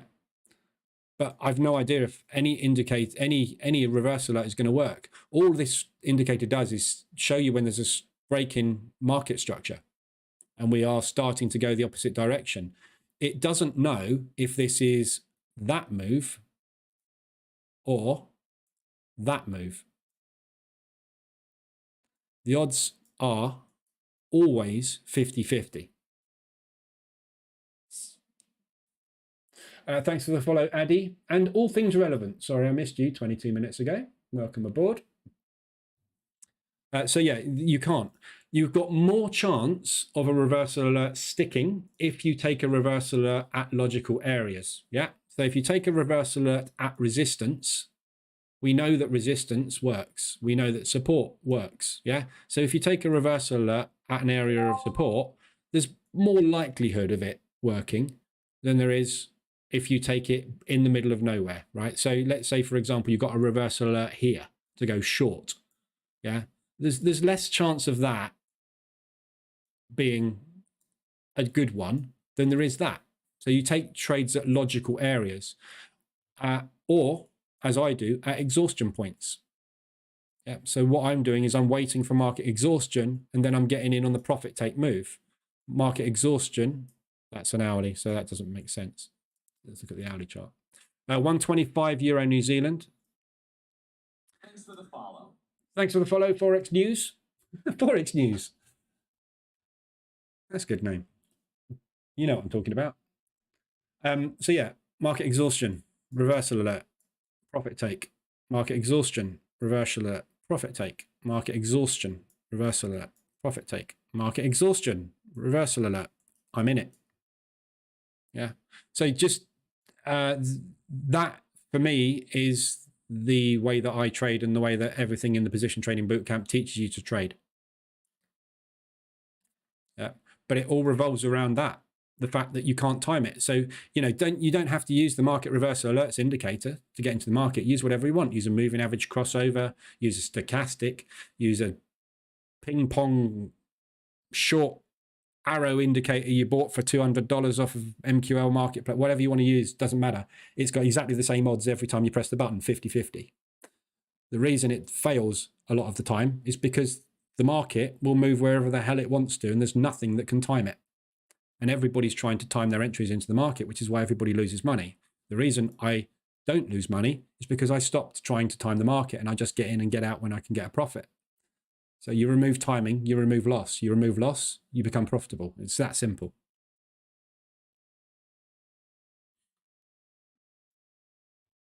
So yeah, there's no answer to that question. But it's a really good question. And it's the one that everybody tries to answer, which is why everybody starts running off and doing things like smart money concepts and following ICT and doing Greg Secker's course, which basically teaches you support resistance and moving averages for $5,500 or whatever it costs. I don't know what the cost is. Or they do Nirav's course because they're using useless retail candlesticks, which can't time the market. Correct, Nirav.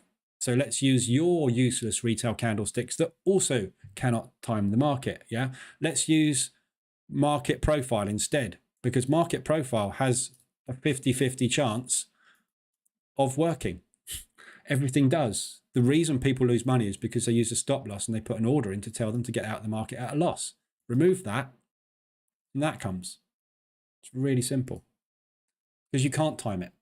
Yeah, I've no idea when this DAX is turning. Haven't got a clue.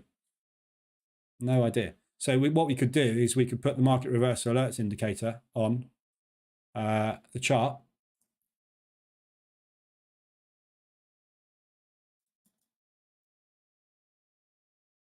Yeah. And when that signal comes in a minute, we know that we've got more sellers than buyers. So that's a good time to get in, isn't it? When there's people selling it, you want to be selling it, because if everybody's buying it and you sell it, it's only going to go up. So all this is saying is, right, people are starting to sell it. Let's sell it. The odds of that coming down are the same as it going up.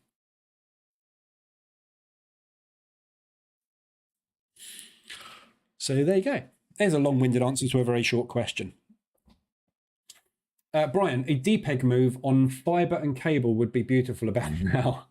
A DPEG move on that would cause chaos. Morning, Tom.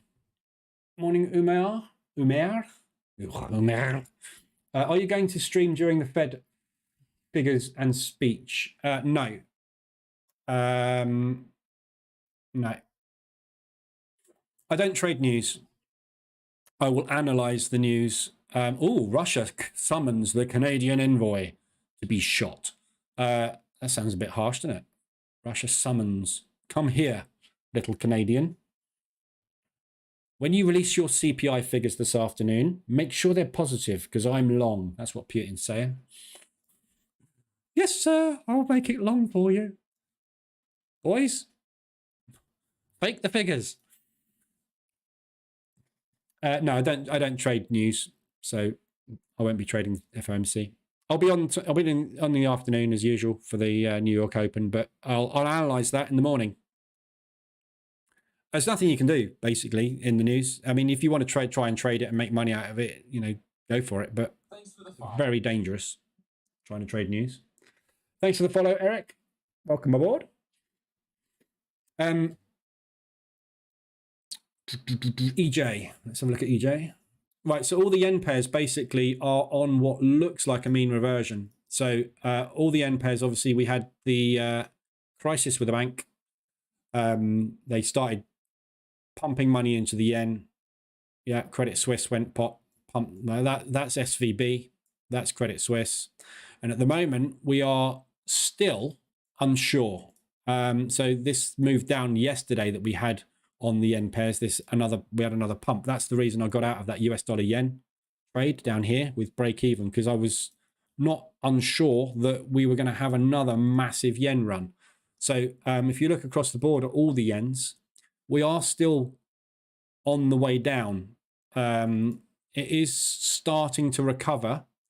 Euro yen, obviously, at the moment, we've got a massively strong euro, which is pumping very, very nicely. And we've got, every chance of a return to origin move. Yeah, on these. So we would expect on a lot of these big moves like this to get a V-shaped recovery, but you can't get it when there's been uncertainty for an entire week, but you'll get what's basically kind of a Batman style move. It's a really bad cowl, but a Batman move is that. And then we break that neckline and go down. So that's kind of where we are at the minute, a similar sort of thing. Little bit of a head and shoulders type thing. Look. Yeah, and then we run for the return to origin. But don't know. I'm trying to steer clear of the yen as much as possible, as much as I really, really do want to long all of these. At any moment, one of those banks could fall over and the yen's going to power up like a crazy thing and you're going to get stuck really badly on the wrong side of it. So if you are going to trade it, don't position trade it with a stop. And if you're going to trade it with a stop, obviously, you're running the risk of being stopped out. So I would be cautious with all of these yens. You know, at any moment we can get that. Yeah. And if you're the wrong side of it, I mean, that wasn't that was just a squeeze, but if you're the wrong side of it, it's going to hurt. New Zealand dollar Swiss ADR, so more weakness coming through New Zealand still.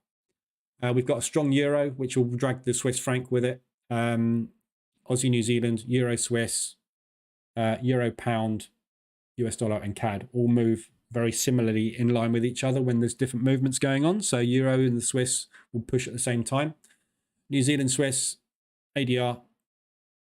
So we've got strong euro, and a strong Swiss, and a weak New Zealand and Aussie. Pound New Zealand, ADR, all starting to trigger.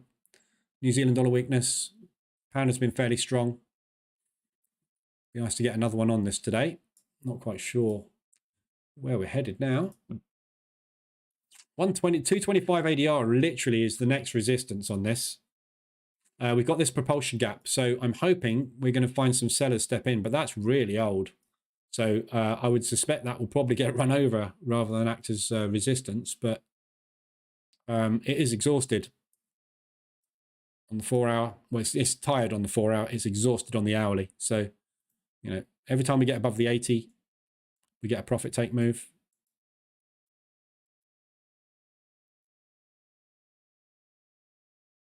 Yeah, so we're just waiting for the profit take, and then we'll get out on the profit take. Again, timing. When's the profit take coming? I don't know. Do you know anybody in the banks that knows when they're going to press the button to get out of their longs? No idea. Unless you do, you can't time it. Stop trying to time it. If you stop trying to time it, you start making money. DAX is still holding at the highs as well. We're reaching the resistance of yesterday's viewers. Oh, yes, we've reached resistance. We did. We bounced off resistance as well, didn't we? 169, Marion. We're back down to 154. So resistance is holding. Resistance is futile. I'm going to take over the internet. Dallas, my RSI dashboard looks different to yours. In what way, Dallas? Australia, snakes.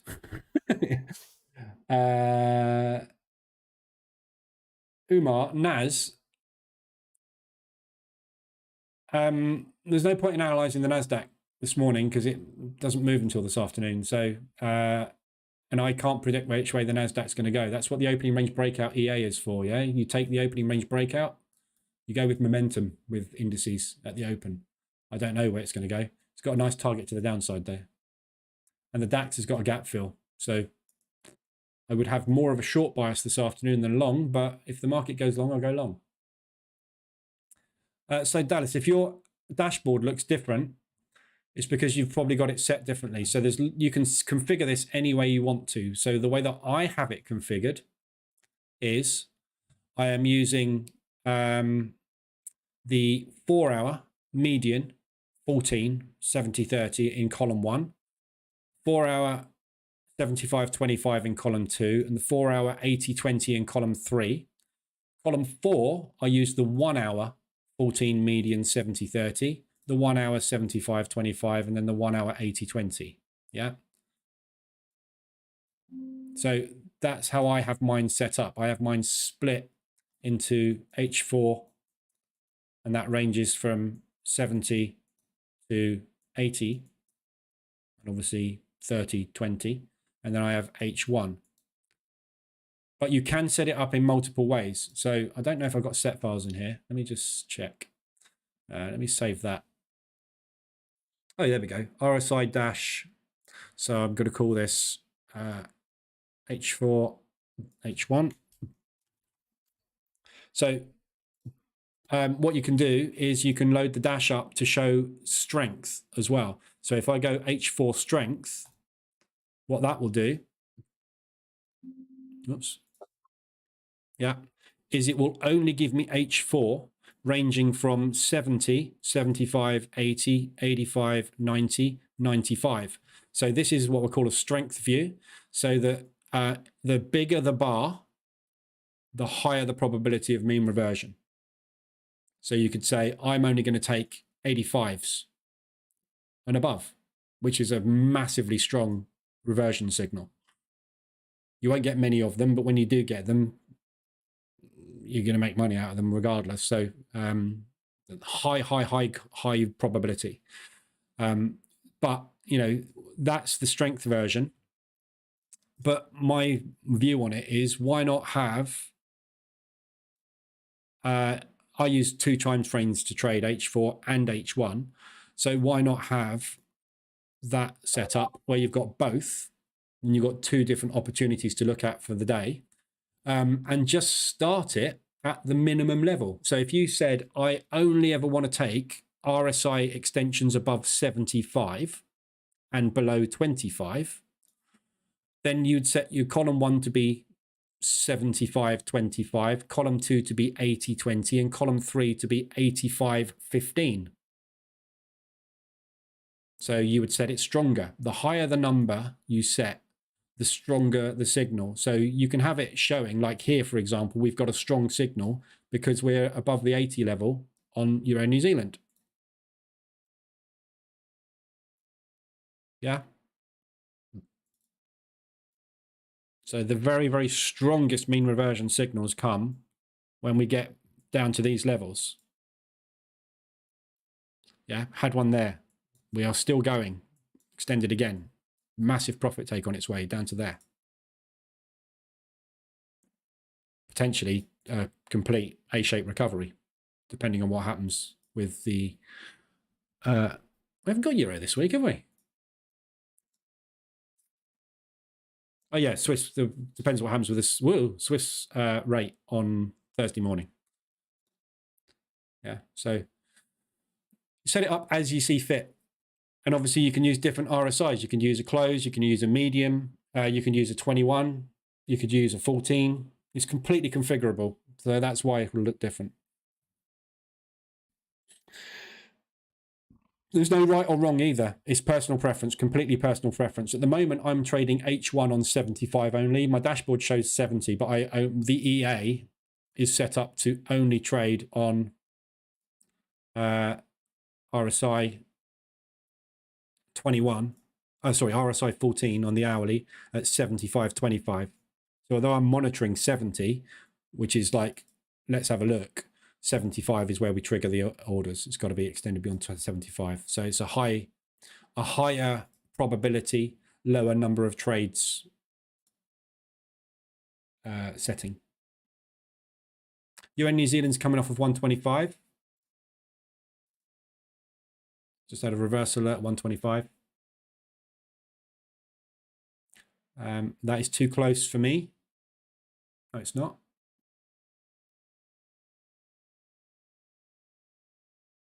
I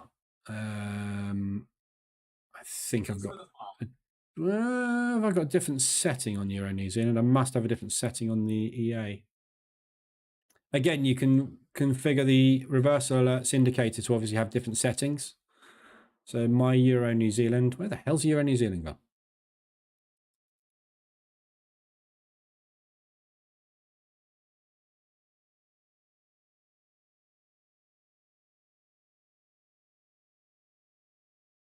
Okay, I can't find Euro New Zealand. There it is.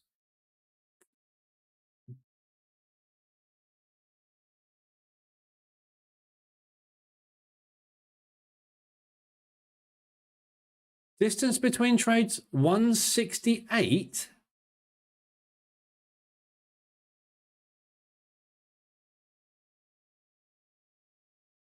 I think I may have fat fingered my inputs.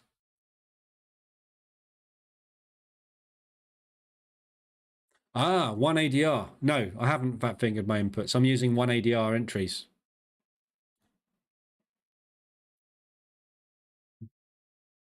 That's why. Yeah, one ADR entries. So ADR on that, you're New Zealand. Sorry, different set file. H4 is using half an ADR. So 168 is an ADR. So this will only get me an ADR apart. Slow entries.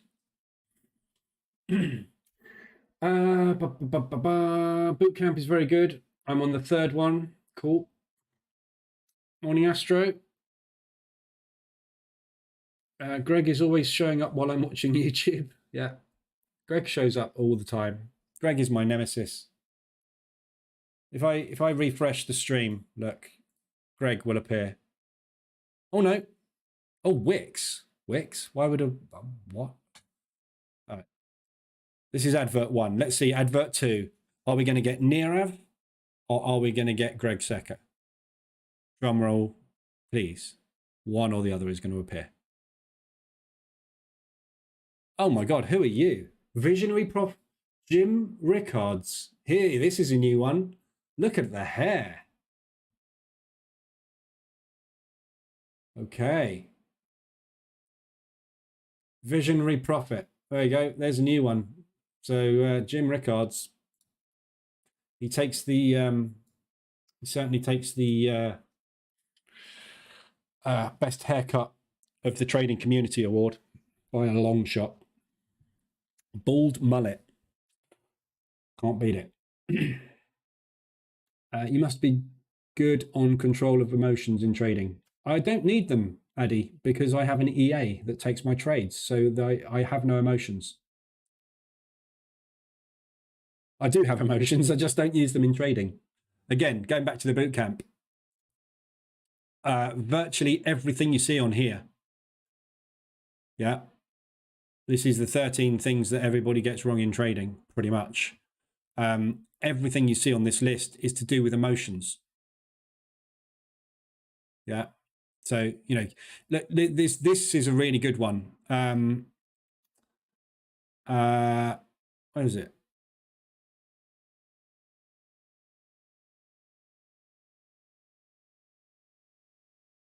Getting out too soon. Where's getting out too soon? Out too soon, out too soon, out too soon. Oh, I'm pretty sure there was an out too soon on that list. Maybe there's not. But, you know, everything that you do in trading is linked to your emotions. Yeah. And this is why there's so many courses out there on psychology in trading, because you can teach a 5-year-old to trade.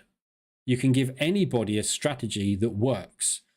They will execute that strategy wrong because their emotions will show them and tell them to do something different. If you remove your emotions from your trading, you will instantly become a better trader. And the best way to remove your emotions is to remove the thing that causes the problems, which is timing. So everything in this list, fear of missing out, yeah, is an emotion. System hopping is an emotion. I've not got done very well on this system. It's lost 5 times in a row. Your emotion is disappointment in the system. Get rid of it. Trying to pick the top and the bottom of the range. So it's coming down and it goes long and then it goes down, then it goes long, then it goes down, it goes long. You're taking every single one of these. You're getting crosser and crosser and crosser every time you're losing 1% of your account. Why? Because you can't time this thing, because it goes down when it goes down. It will go where it wants to go. You can't tell it to go that way. You can't time the market. It's impossible. You can sometimes, obviously, but everybody can flip a coin and get ahead sometimes. But that doesn't help you become a good trader. Trying to pick pullbacks is the same thing as picking tops and bottoms. Getting stopped out all the time on most of your entries. Emotions makes you cross, makes you angry. Yeah. Getting in a trade, right? Look at this. I'm going to pick any trade on the chart. There you go. There we go. There's one there. Right. Look at that entry. Beautiful. Look at that entry. Beautiful. Look at that exit. Crap. Look at that exit. Crap. I don't care, because my EA gets me in and gets me out in profit. Most people, when they get out there, will be cross. It will make them angry. Why? Because you missed 2/3 of the bloody move. That makes you cross, makes you angry. But you made a profitable trade and you're still angry. You've still got that negative emotion. Even though the trade was spot on, the entry was great, it never went into drawdown, it pushed up into profit, I got out the next day, happy days, yeah? So what you should be doing is celebrating. What you actually feel is mad as hell because you missed 2/3 of the move. It's all to do with emotion, yeah? And every emotion is caused by your inability to time the market correctly. It's just, you know, if you eliminate that, yeah, all of a sudden your emotions disappear. And the way you eliminate that is because you know, if you go through the course, you'll figure it out, and it's pretty obvious. But if you let the EA take the trades for you, there is no human being involved. All I do is I monitor this screen on my trading accounts, and I deal with anything that is becoming an issue. And at the moment, I've got two things which are not an issue yet, but I need to keep an eye on them. Everything that's green was just going to go and get put there automatically. So I don't need to worry about anything that's sitting in one position. It's just its first crack. It didn't time it right. We know we can't time it. So that one was timed incorrectly. The next trade will hopefully be timed correctly. If that one isn't timed correctly, hopefully the next one will. As long as one of these trades is timed correctly, we will get out of the market and we'll put the green in. We don't know which one is going to be the right entry because we can't time the market because we're not in control of the market. It's not like a car. You get to a junction and you can turn left or right. You're on a bus. Which way that goes is out of your control. You can shout at the driver as much as you like, but he's going to go the way the bus route is. And if the bus route is going the wrong way, the only thing you can do is get off and get on another bus. Take multiple positions and just get in when the timing is right. And the timing is done by the market. We just need to figure out when the timing is likely to come. Yeah. There's a good example there of one that was bad. Yeah. Timed it wrong. Timed it right. Exited with a profit. Timed it wrong. Still right. I'm wrong when I'm right. I'm right when I'm wrong. I'm just right all the time because, not all the time, obviously, but because the market, every time it pushes, has to pull. If it doesn't pull, it doesn't make money. So we know that when it's pushed, it's got to pull. The depth of pull, we've no idea.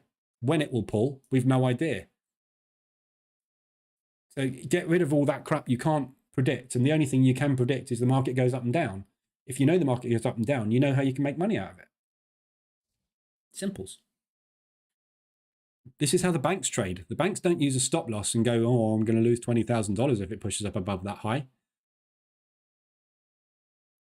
No bank in the world would use a stop loss because it basically removes money from their account. Why would they want to do that? I've got $20 billion sitting in my account. I'm going to go short with a position, and if it pushes up to there, it's going to lose me $20,000. I've got $20 billion.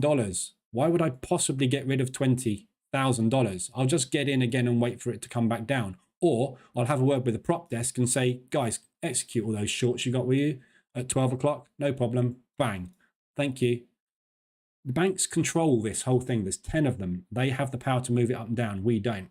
What we need to do is figure out which way those banks are likely to push the market and when. And there's lots of tools out there that can do that for you. But you won't get the timing right. And that's the problem. Every system and strategy you have, and that's this system hopping thing. There's a whole video on the website about system hopping. The reason you system hop is not because you've got a bad indicator or strategy or mentor. The reason you system hop is because you get 5 losing trades in a row and go, this is crap. I'm going on to the next one. I'll buy that indicator. I'll buy that indicator. I'll buy that indicator. I'll buy that EA. I'll go back to the first one because actually I think that one might, with a different setting, work. 5 losing trades. No, it doesn't. And you end up in this cycle of system hopping. The reason you're doing this is because there is no indicator or EA in the world that can do that. But what you're hunting for is the one that does that for you. It doesn't exist. Some people have on their websites a strike rate of 90% as an advert. Yeah. They should be sued and taken to court and put in prison because they haven't got a 90%. There's no trader in the world that's got a 90% strike rate. It's not possible. It's all lies and smoke and mirrors, but it's all based on we've found out how to time the market entry so that you don't lose money. No, you haven't. It's lies. Stop going for that and instantly everything gets fixed. You will have pain. You will still have pain, yeah? But your pain is now called drawdown. It's a different type of pain. This is unrealized losses. This is realized profit. This is unrealized losses. Unrealized losses are potentially profits. All this is future profit on temporarily wrong entries, waiting for the right entry to appear to get out in a profit. So your pain is moved from constantly losing 0.5% to 1% of your account every time you're wrong to being in drawdown until you're right. Yeah. It's just a different way of looking at the market. And sometimes you'll be in nasty drawdown. But as long as this thing goes up, the banks have got more and more and more zeros being added to their P&L. That is unrealized profit. Yeah. Until they press the button in the opposite direction to sell, that cannot move into their realized P&L. They're all doing the same thing, and they will all do the same thing at the same time when it does the other thing. All we're waiting for is them to come down into the areas they bought from. They bought from there. They bought from there. When they sell, they will sell back to there. That's my entry. So I just got to wait. It's just how the market moves, how the banks move. It's just logic, simple logic. Nothing, no smoke and mirrors, nothing complicated. Dow, sorry for the visit lately. Did you look at Euro New Zealand? Sorry for the visit lately. Sorry for being late. That's okay. Let me just go back one sec. I've missed some comments. Which tools do you recommend to trade? It's all on the website, Arjun. If you go to the website, there's links flying past you all the time in the chat with links to the website.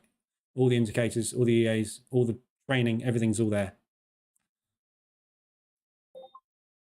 Euro yen weekly. Cool, that's a tight weekly range, isn't it? That's its weekly range. Blimey.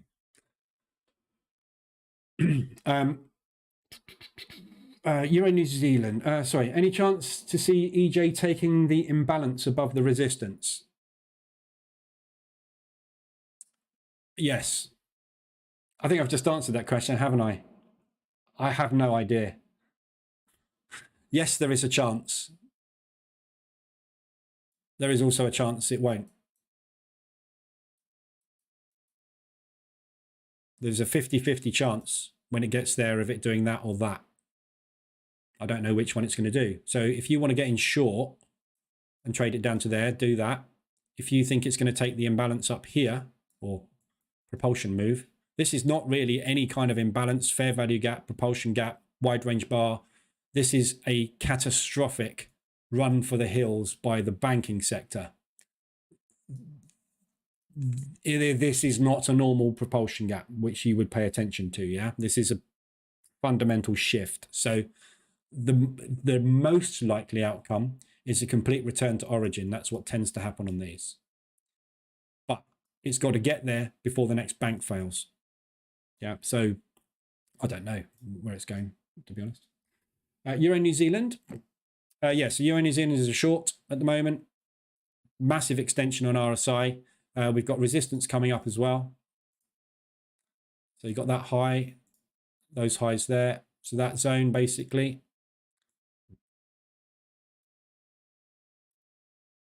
So I would say 150 ADR. If you get 150 ADR today, that'd be a beautiful short. I'm already in it, but yeah, that's a lovely short opportunity up there. Durban, no costs for basic. Oh, so yeah, so I missed your yarp. Yarp. It's a running joke for those that are new. Yarp. There is no cost for the basics. No, financial juice is free. I would never pay for financial juice to go pro. Yeah. You really, really, really only need this if you need the news 10 seconds faster than you get it on there, right? So if 10 seconds makes a difference, do it. If 10 seconds makes no difference, don't. I can't justify it myself. Yes, I am a human. Tick strike, same thing. If you're using it purely to trade CFDs, it's not worth paying for. If you are trading the futures market and you need specific tick data from a particular futures instrument, then buy tick strike. But again, the free version does very nicely.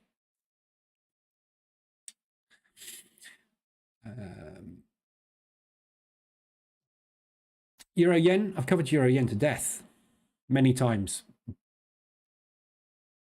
Harun. All the yens. I was just on it, wasn't I, actually? Yeah, so there you go. Jim Rickards, that's a wide parting. Yeah. I'm going to refresh and see if I get anybody new. Let's have a look.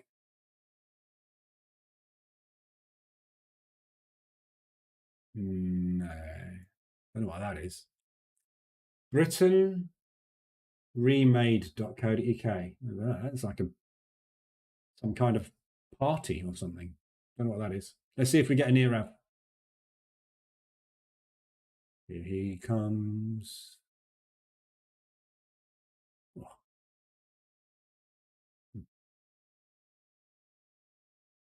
No, some kind of game. No, my stream doesn't like trading anymore, obviously. YouTube. I'm about to get in Aussie New Zealand short after market reversal on M5. 1 hour looks to be at a nice area of support turned resistance. 1 ADR stop loss risking 1%, aiming for 1.5 ADR. Yep. That's a big old wide stop. 1 ADR. That's 76 pips.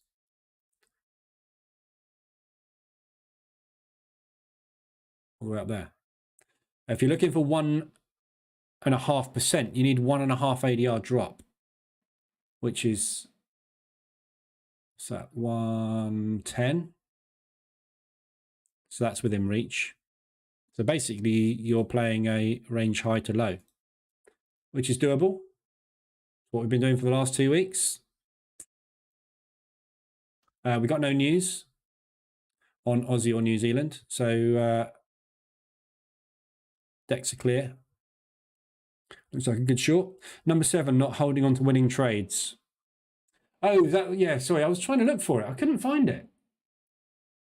Yeah, there we go. Not being able to hold on to winning trades. I don't know why I couldn't see that right in front of my eyeballs, considering I created the slide. Admittedly, it was 4 years ago, but 3 years ago, whenever it was. But yeah, not being able to hold on to winning trades. One of the biggest problems everybody has, me included. So stop trying to do it. Just get out when there's money. Okay, we just had the Euro news coming in. You can hear it pinging in the background. So that's the sentiment. So that might have been what the DAX was waiting for. So let's see what the DAX is up to. Okay, yeah, it was. So we're rallying long, which means the Euro might start to come down now. So we'll see where we go. We're out the highs. Next stop is 152.73 for the DAX.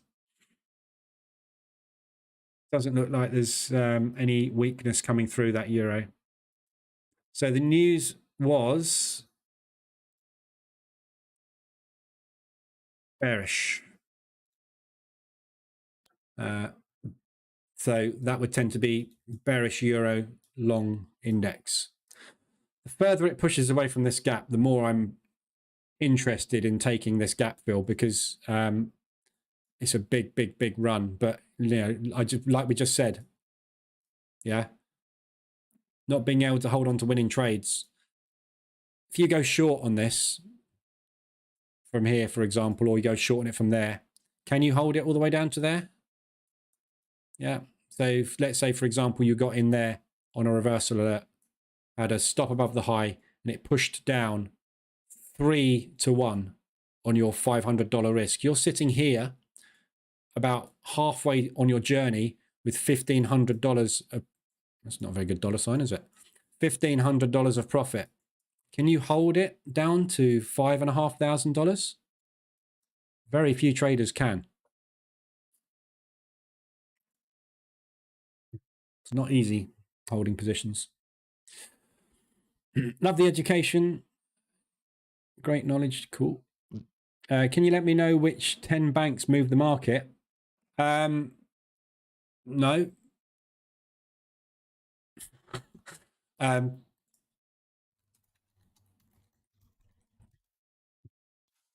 JP Morgan, Bank of America, Citigroup, Wells Fargo, US Bancorp, PNC, Trust Financial, Goldman Sachs. Oh, Jesus. Capital One and TD. Bank of New York Mellon?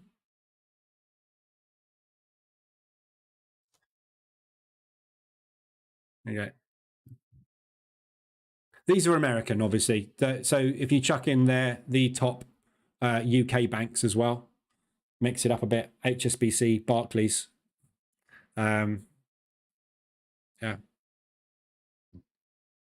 But I mean, it's not, all it is, you know, when you're looking at this, right, this thing moves up and down because banks are executing orders, right? I'm not saying that there are only 10 banks that move this market. What I'm saying is most of this volume comes from the guys that have the volume. Yeah, the market is moved by these guys. $7 trillion a day goes through the FX market. Yeah, so it makes sense, doesn't it, that if you were going to put $7 trillion a day through an FX market, you need people that have got $7 trillion available to move the market. These guys, Barclays, HSBC, the big banks, the big players are the ones that move the market. Which is why I'm saying you've got no control. If you, let's say, for example, 5 of them, right, when they get up in the morning, Bob's sitting on his desk in the morning in London, right, and he has an order on his desk to execute a $25 million exchange on US dollar yen, because he's got an order in from a commercial client that needs to do a transaction to buy some technical goods from Japan to be shipped over to the US. He has to hit the long button with $25 million, right? If there are only $15 million of sellers available right now from the other banks, he is $10 million light. So when he's absorbed these $15 million worth of sells from the other banks who have got orders on their desks to sell $15 million worth of yen, US dollar against the yen, this guy's got a problem.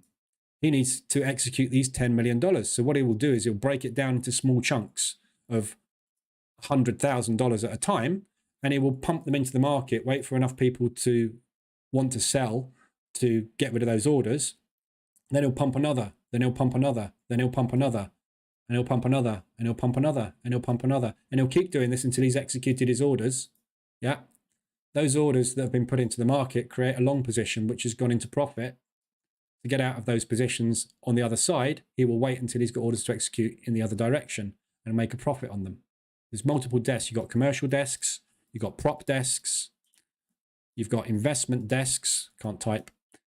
Yeah. And each of these desks in a bank has a different purpose. The commercial desk doesn't make money. It literally executes orders and gets paid a commission. The investment desks are long-term. They are investing money on behalf of prop funds, hedge funds, other large institutions that need to hedge transactions for the next 3 to 6 months. They will tend to invest in the futures markets. And then you've got the prop desks. Their purpose is purely to make money for the bank. So they will be given a portfolio of X million dollars and told, you come back and return us X million dollars. We will give you a proportion of that for making us money, called a commission. That's why bankers drive Ferraris. Bankers, drive Ferraris.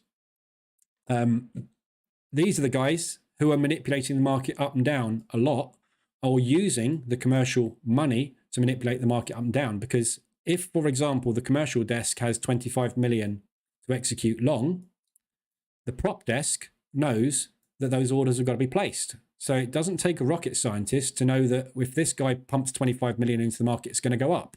If you're a prop firm, a prop desk trader, and you know that there's a large FX transaction to be put into the market, would you rather buy it or sell it? This is why these banks move the market and why these banks always make money, because they can't fail to. If you dump that in the market, it's going up. There's nothing else that can happen. The only way the market isn't going up, if there's another bank sitting up with 35 million to go in the opposite direction, then market's going down. These prop guys up here are going to make the money today. These prop guys down here are going to lose the money today. But do you think they will go, oh crap, we lost 10 million? No. They will enter a position knowing full well that tomorrow the commercial desk will execute orders to go long, and they will get out of those orders. They take a position and they exit at a profit. They don't exit at a loss. It's exactly the same as the banks do. You need to understand, if you're going to trade this market and you're going to work in this industry, you need to understand the industry. It's like saying I'm going to become a brain surgeon, but I'm not actually going to bother to learn what the brain is.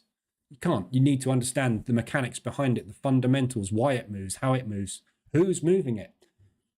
Yeah, it's like playing football in a FA Cup final and not researching who their top forwards are. You're going to get stuffed. You've got to know how it works. If I had 20 billion, I would worry about price pushing against. I wouldn't worry about price pushing against me either. No. Why do you think? You know, it's the old thing, isn't it? Money makes money. It's like Warren Buffett, the most successful investor in the world. He can't not make money, because if you've got $20 billion, and all he literally does is buy the S&P basically. So his strategy is buy the S&P, because the S&P goes up. It's manufactured and engineered to rise. Stock prices don't go down, otherwise companies go bust. They go up. It's just we have blips every now and again. So all he does is he buys every dip. So if you've got $100 billion and you put like 1 billion on there and it comes down, you put another billion on there and it comes down, you put another billion on there, you've got 100 entries. This isn't going to come down 100 times before you can get out of it. And obviously when it starts doing bear volatile, then you obviously go, I'll stop. You need some brains, obviously, but money makes money, which is why you use 0.25% risk on each of your positions, because you need a gun filled with ammunition. If you run out of ammunition because you go in at 1 or 2% per trade, you're going to get run over. That's what everybody does, isn't it? That's what we're forced to do in prop, which is why everybody fails prop evaluations. We're forced to go in with high risk. Think about a prop evaluation on a 100K account. Yeah, what you're actually trading with, 10K. Yeah, you've got 10% drawdown maximum. So although it says 100K, you've actually only got 10K to play with.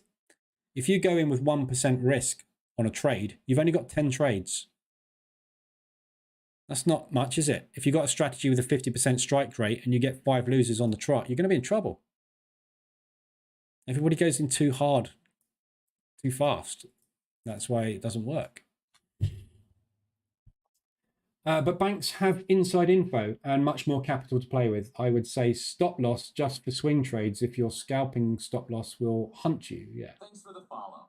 Thanks for the follow, Matt. Sorry, I missed you, Matt. And Tiny Toon. And Eric. I'm not keeping up with my follows. Sorry, people. I watched a Forex documentary. It was pretty old, maybe 90s. A guy was a trader for a firm trading Asian session. He put a trade in to ensure his trade went the right way. He literally called his associates to put trades in to move the market. It was great. Yeah, so basically it's all explained in the bootcamp in here.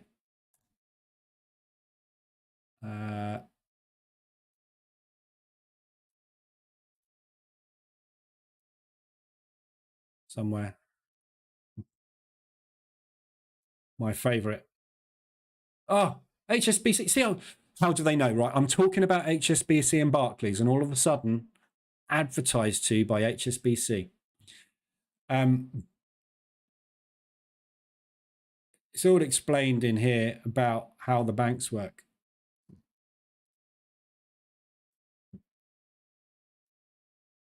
There we go, somewhere in there. I've got a slide. I thought I had a slide with Bob on it. Maybe I didn't. My mate Bob, who works in a bank. No. Anyway. But yeah, basically that video that you saw, sales one with the Chinese guys, yeah. I think I've seen the same video. There's about 5 blokes sitting in a desk around a table, right? And they know exactly when the market is going to move. And he gets on the phone and he knows when the market's going to move. And he goes, right, now. And they literally time it like that. Hit the button, bang, it pops. And then they get out.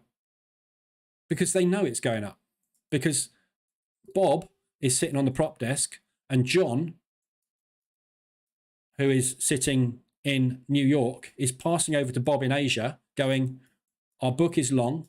We've got an order to execute long, right? So if you go long, you're going to make money. Literally. It's not insider trading. It's just, you can't hide the fact that the banks have got executions to make. There's Telegram groups out there with not professional bankers. There's Telegram groups out there with bankers in from all the major banks. And they talk to each other about when they're going to execute large orders, right? And they've been caught. They've been caught doing this and they've been fined. But the fine is never enough, yeah? If you're a big bank and you're sitting on a prop desk and you're making 20 million a year, right? For the bank, they're giving you 2-3 million of that. You get fined 500 grand for talking to another banker in a Telegram group because he's about to press the button and you know which way the direction is going to go. Do you really care about that $500,000 fine? No, doesn't matter. And they do it all the time because there is only one person that can move this. To move a candle on a 5-minute chart, that amount of room will take $50,000 to $100,000 in order execution contracts. So look at what this has done so far and how much money do you think has been pumped into the... this market isn't even moving, yeah? It's absolutely huge. Absolutely huge. But they know when it's happening. What they don't know, and this is why the opening range breakout EA works so well, is at the open, they don't know at the cash balance what's going to happen because it happens so fast. There's so much that goes on in the bell and there's so many participants at the bell. That's when the edge disappears, which is where we take over our edge with the opening range breakout. We just go with the momentum because that's usually what happens, isn't it?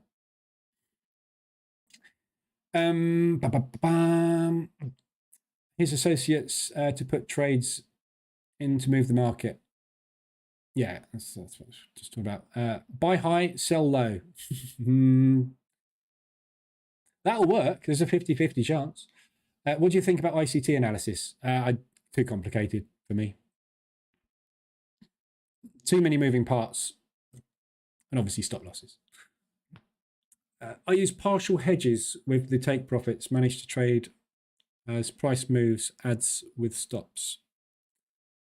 Yeah, hedging is another way of making money with position trading. So some people position trade and hedge. I personally can't get on with hedging. I've tried and I'm developing an EA at the moment, which is going to hedge. It's basically, I'm building an EA to test lots of hedging strategies with position trading and because it's something I want to investigate more, but I can't. I've never been able to execute it manually, put it that way. It's very hard to execute anything manually, to be honest. But your RSI settings are 20/80 or 70/30, which is better. There is no better. 80/20 is better most of the time because it's more extended. Look. But if you want to use 90, use 90. Yeah, look at 90. ADR on Euro odd. Euro's still going. Obviously, you can see it's coming up into there. So 90, look.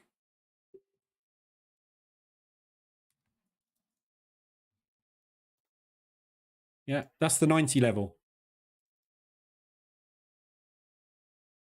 You're struggling to hit it on Euro New Zealand. You hit it once on, this is going back to December, so this is this year basically. So you hit it once on Euro Pound, which was that spike, and then it collapsed down there.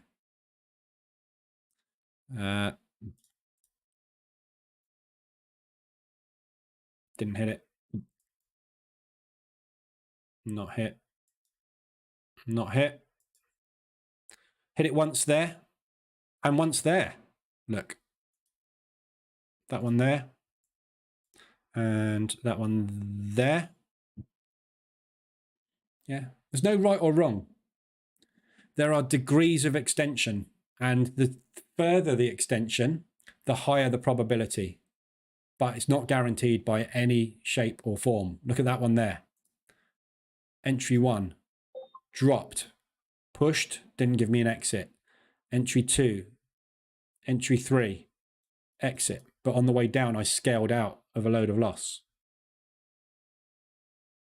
That didn't work. Yeah.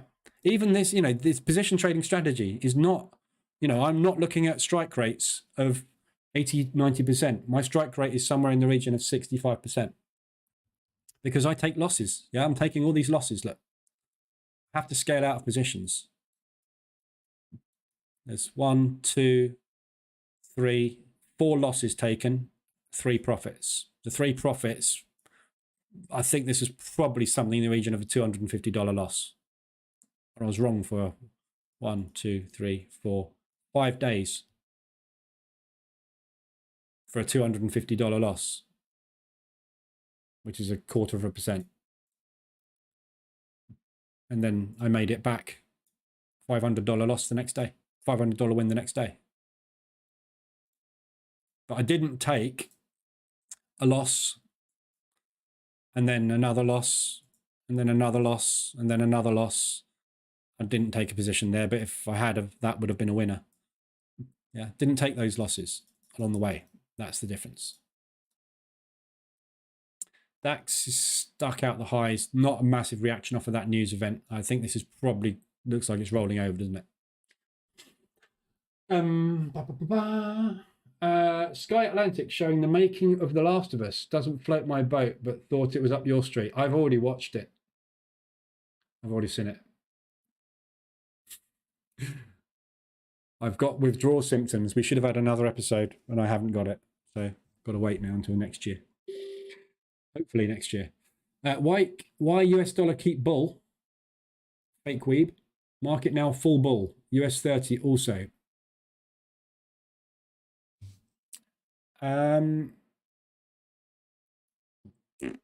That's not going up.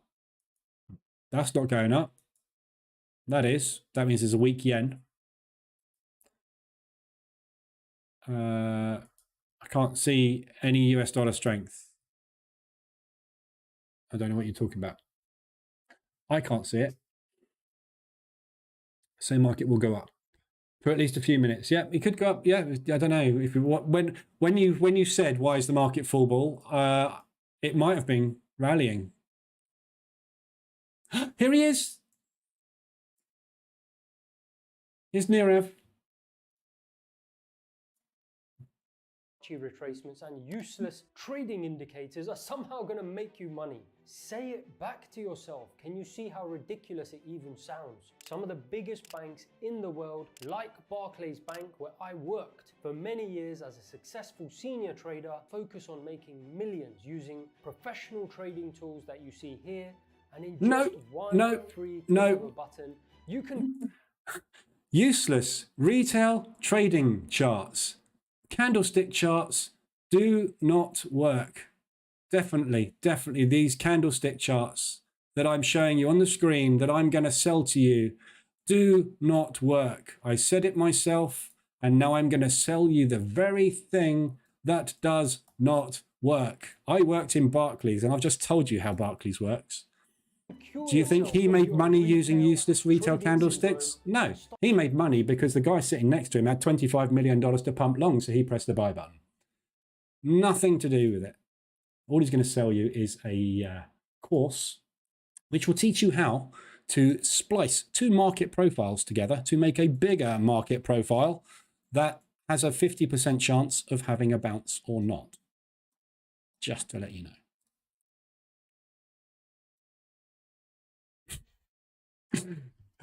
It's the first time today I've seen him, so I'm happy now. I've had my Nirav fix. Morning, Ratib. Morning, Steve. I thought I saw you earlier. Have you gone and come back again? Don't skip the ads. You say it's not insider trading, but if commercial desk has orders to execute on behalf of a client, but allows a prop desk to execute in preference to guarantee profits, is this illegal or just unethical? It's just the way the banking system works. There is no fine big enough from the SEC or any bank sort of governing body that is ever going to stop a bank making money by moving the market. It's just not going to happen. It's the way the market moves. Think about it though. What the trouble with Forex, and this is why every futures trader says you can't trade Forex because there's no centralized exchange, which is true. Yeah, we cannot see the order flow because the majority of the transactions performed in the Forex market are what are called OTC, over the counter. So they go through a backdoor that you will never see. However, it does appear here because when that backdoor transaction happens, the market moves. Yeah, news is all OTC. It doesn't go through any centralized exchange. It goes out to the dark pools and gets pumped all over the place. But there's nothing you can ever do to stop greed. Yeah. So if I get slapped on the wrist and go, oi, don't do that again, I'll go, damn, yeah, Telegram, they found us. Okay, let's use Discord. Let's use 4chan, or I don't know. How can you stop people communicating? How can you stop one person about to press a button from not telling the other person who will give him a kickback of 20 grand when are you going to press the button? Yeah. Your kids have got to go to school. How much do you earn? 65 grand. What's the school fees? 45 grand. I'll give you 45 grand if you tell me next time you press the button. There's my school fees paid. Is that bloke ever going to stop doing that? No. Yes, it's unethical. Is it illegal? It's very grey. Is it ever going to stop? No. It's not. Look at Billions, yeah? I just showed you this slide, didn't I, in the bootcamp of Bobby Axelrod. If you haven't watched Billions, watch it. It's an amazing program. But he runs a investment firm, basically. And his people, basically, are just researchers. The traders are just researchers. And they will go and talk to people inside institutions and they will backhand them. They will do whatever they can possibly do to find out what those earnings are going to be next quarter. They will wine and dine and take the financial controllers for companies out to strip joints and ply them with alcohol to find out how well that company's doing. And then when those earnings are out, will they belong it? Damn right. Just how the market works. This market is run by people with money, and money moves money, which is why I keep coming back to the same old thing. You can't time it. You never will be able to time it. And it doesn't matter what technical indicator you use or what analysis you do, what level you pick. It will do what it does at that level based on what is being executed at that time of day. And there's nothing you can do. We know support and resistance works. We know that bounces happen. We never know if it's going to stop hunt it or whether it's going to stop short. You know, we just never know because it's a completely random thing run by lots of random people who are moving it randomly for their benefit. You just get on board, don't you? So yeah, unethical, highly likely. Illegal, probably. Ever going to stop? No. Ratib, Euro US dollar, is pushing up hard at the minute. DAX is pushing. So watch this 152.73.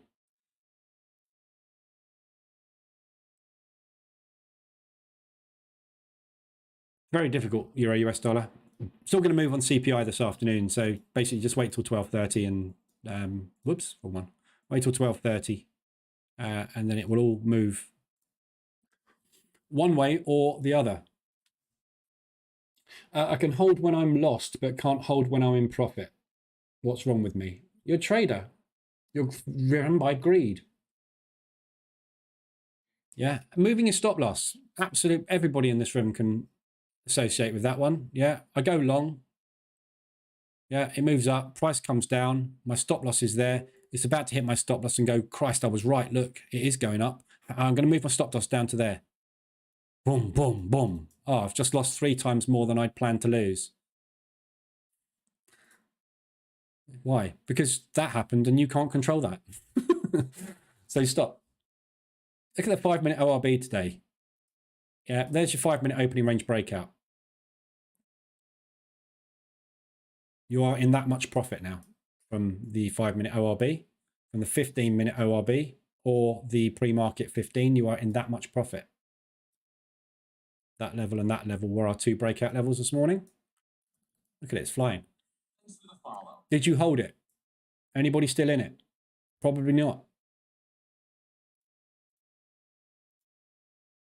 But the EA will still be in it. The EA will not be out of this because the EA isn't going, oh, I don't like the look of that candle. The EA is told to trail its stop loss. And it will do exactly what it's designed to do. New Zealand dollar CAD RSI down to 12 on the 1 hour. Yeah. Mine's down to, yeah, something like that. Huge extension. Canadian dollar, basically, today, we've got news coming, haven't we? So that's either going to drop or it's going to pop. But, you know, this is my point. Look at me. I'm long. Am I bothered? No. Why? Because I'm in $345 of drawdown. That's 0.35% of the account in drawdown. And it's moved that far. Am I bothered? No. And if the CAD comes out strong, it's going to fly down to there. What am I going to do? Take another position and wait for the pullback and get out? Where is it going? There. There. Possibly there. Yeah. So if, you know, plan the trade. New Zealand dollar CAD. If the news comes out positive on the Canadian dollar today, we get a 100 ADR move to the downside. That takes us down here to that propulsion gap, which now becomes filled. The market is extended to the downside to levels we have never seen. The positions the banks have on are short. They are sitting on millions in profit. And the only way they can make profit is by getting out of those positions. To get out of the short positions, you have to hit the buy button. To hit the buy button, you drive price up. When people see price driving up, they press the buy button, which makes the price move faster. Buy, sell, sell, buy. Buy, sell, sell, buy, sell. What's coming next? When? No idea. Do I care? No. Just get in, keep getting in, and wait for the cycle. It will happen. Occasionally you'll get caught on that, and there's nothing you can do about it. So you're going to take some losses. Deal with it when it comes. Which again is all covered in day 4.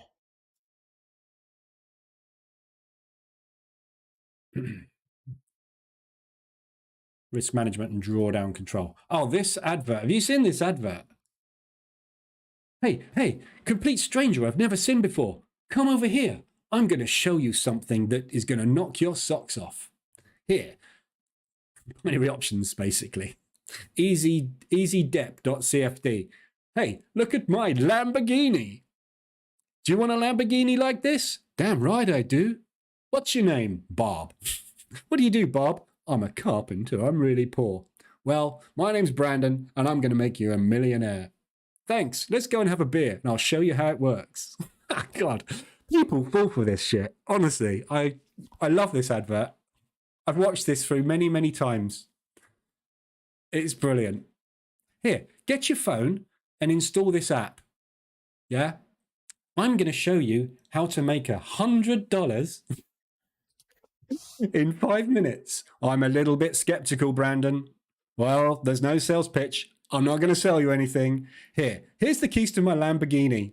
If it doesn't work, it's yours. Why? Because I've got 50 Lamborghinis, because I've done this and it works. Every time you enter this into my app, I make $500 and you lose it. Run away, get in your Lamborghini and drive off. It's brilliant. It's absolutely brilliant. Oh, there he is in his Lambo. He's only got a Gallardo as well. They're really cheap, crap Lambo. It's the worst Lamborghini you can possibly buy, and he's rented it. Live results. User 3. God, I could knock this website up in 10 minutes, honestly. User 3828 withdrew 21,000. What is Gemini? A scam. That's what it is. Anyway, love it. Yeah, what I was going to say, day 4 teaches you how to do drawdown control. Yeah. So when you get things going against you, that teaches you that.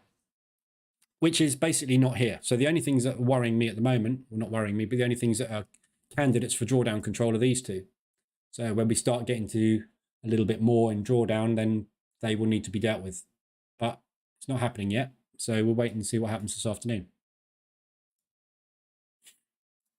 DAX, big rejection. Been near RAV today, but haven't been second yet. I'll give it time. It'll come. It'll come. Those two boys, they live on my YouTube. Umair, the Wall Street Journal reports that bags of nickel owned by JP Morgan Chase and stored in a warehouse in the Netherlands turned out to be full of stones. Talk about the banks putting a fast one. And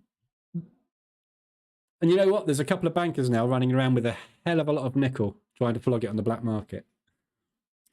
John, why don't you position trading with your ORB strategy, so preventing you from being continually stopped out if the market starts off choppy? So the position trading, the ORB strategy is a momentum strategy. So if you position traded the ORB short, so the pre-market 15, for example, today was there. If you take that short and then you try and position trade that short and momentum goes long today, we go into a trend day, you will be stuck in that short all day. Yeah. And then at the end of day, you'll carry it overnight and it will gap and you'll go into hell. So position trading on opening range breaks, it's just a totally different strategy. It's a momentum strategy. It's a momentum breakout strategy. So the 5-minute ORB today was there. The EA went long there with a stop there and it's pushed. The EA would have dragged that stop up. It possibly would have got stopped out there. Depends on, you have to measure the distances, but it might have got stopped out on that pullback. If not, it's up there. So depending on your stop, I mean, you could use 150% ORB as a stop and you're definitely in it. But, it's designed to trade the initial cash balance, which is this. It's this first 15 minutes of movement and then the speculative move that happens after the 15-minute opening range. So it's just not a position trading strategy. It's a fast in-out scalp strategy with 0.5% to 1% risk.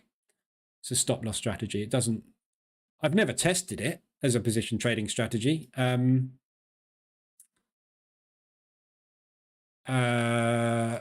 I don't even know if you could position trade with it. I guess you could. So auto exit at 1%. Not close. Cancel pending orders. So you want to cancel your pendings. Take multiple trades at the same level is fine. Activate on bar close, that'll be fine. Not anti singles. Use a break even stop loss. No. Use a trailing stop. Right. See, the problem is you can't enter without a stop loss. You've got to use a stop loss. So what you would have to do is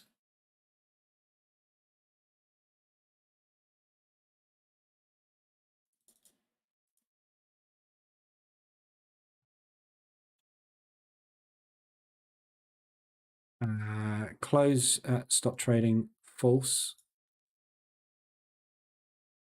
Trading range is fine. Profit target, let's go for 1%. So TPs would be unlimited. Let's try it, see what happens. We've never tried it. Fixed pip stop. Right, so this is use a fixed pip stop. False.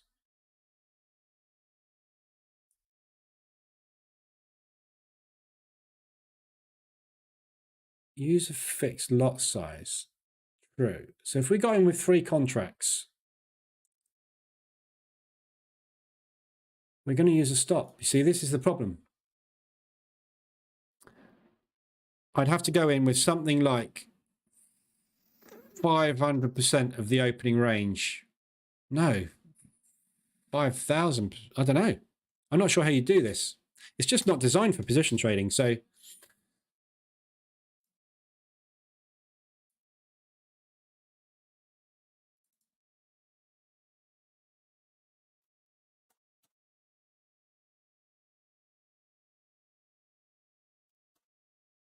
let's try that, see what happens.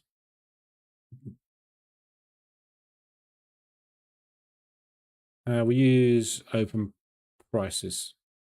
On the DAX, this would be a really good experiment. I've got a feeling it's not going to work, though.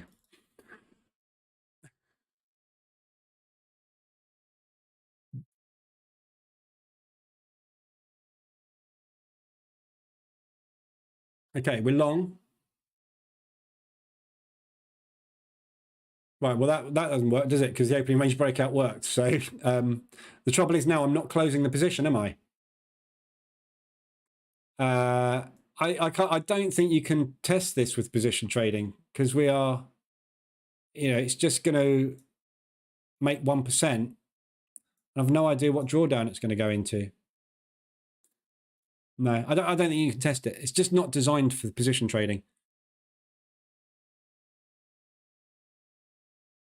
See, there's a good example. Look, there's a short position.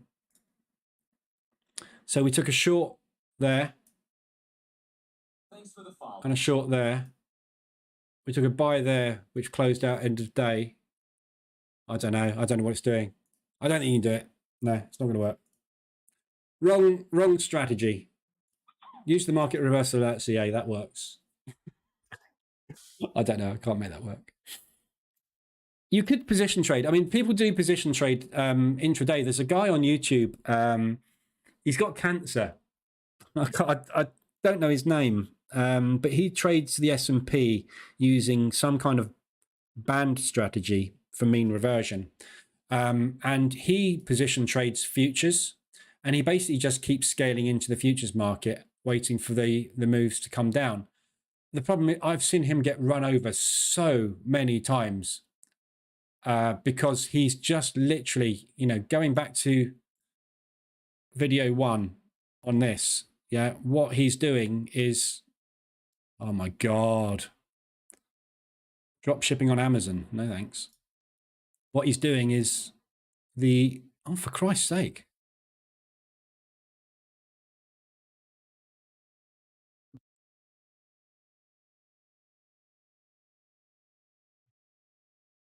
He's basically trying to pick the tops and the bottoms by scaling in band extensions. He doesn't use Bollinger Bands. He uses some other bands I've never actually heard of. But the problem is on a parabolic day, which you will get, where you get a strong close candle, where we close just off the high,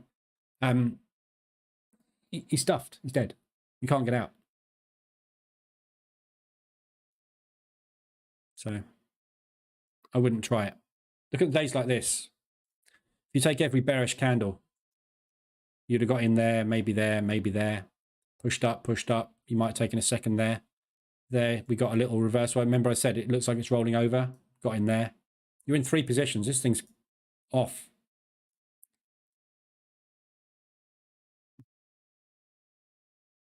And you will have got in, obviously, on the break of the low. So you'd be in there, maybe somewhere in here. You'd be in there. So you're in 4 positions, and it's still flying.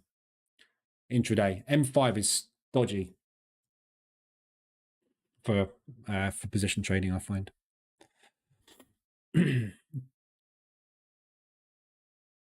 Been near today, yep, said about that. Wall Street Journal just talked about that one. You know that Axel is coming back next season. I know, and I haven't watched the last season purposely because Axe left and it got crap. But I'm going to start watching again because Axe is coming back. That's the only reason I watched it. Bobby Axelrod rocks. What's the point in making fuck you money if you can't say fuck you?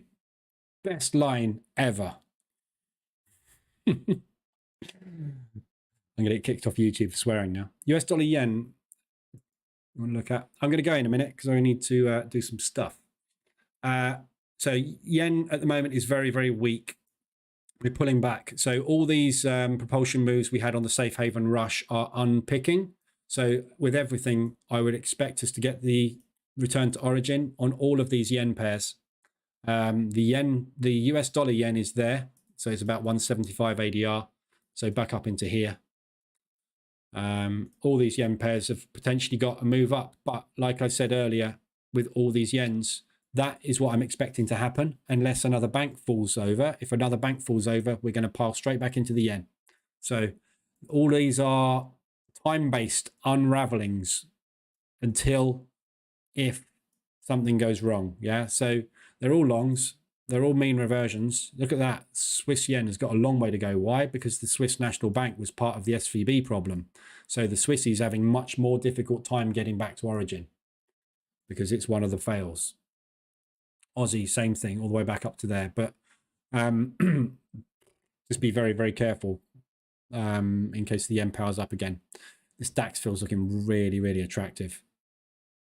So 152.73 on the DAX.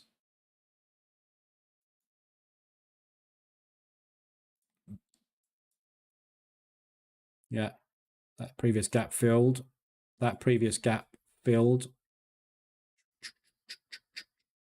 It's all moment. Yeah.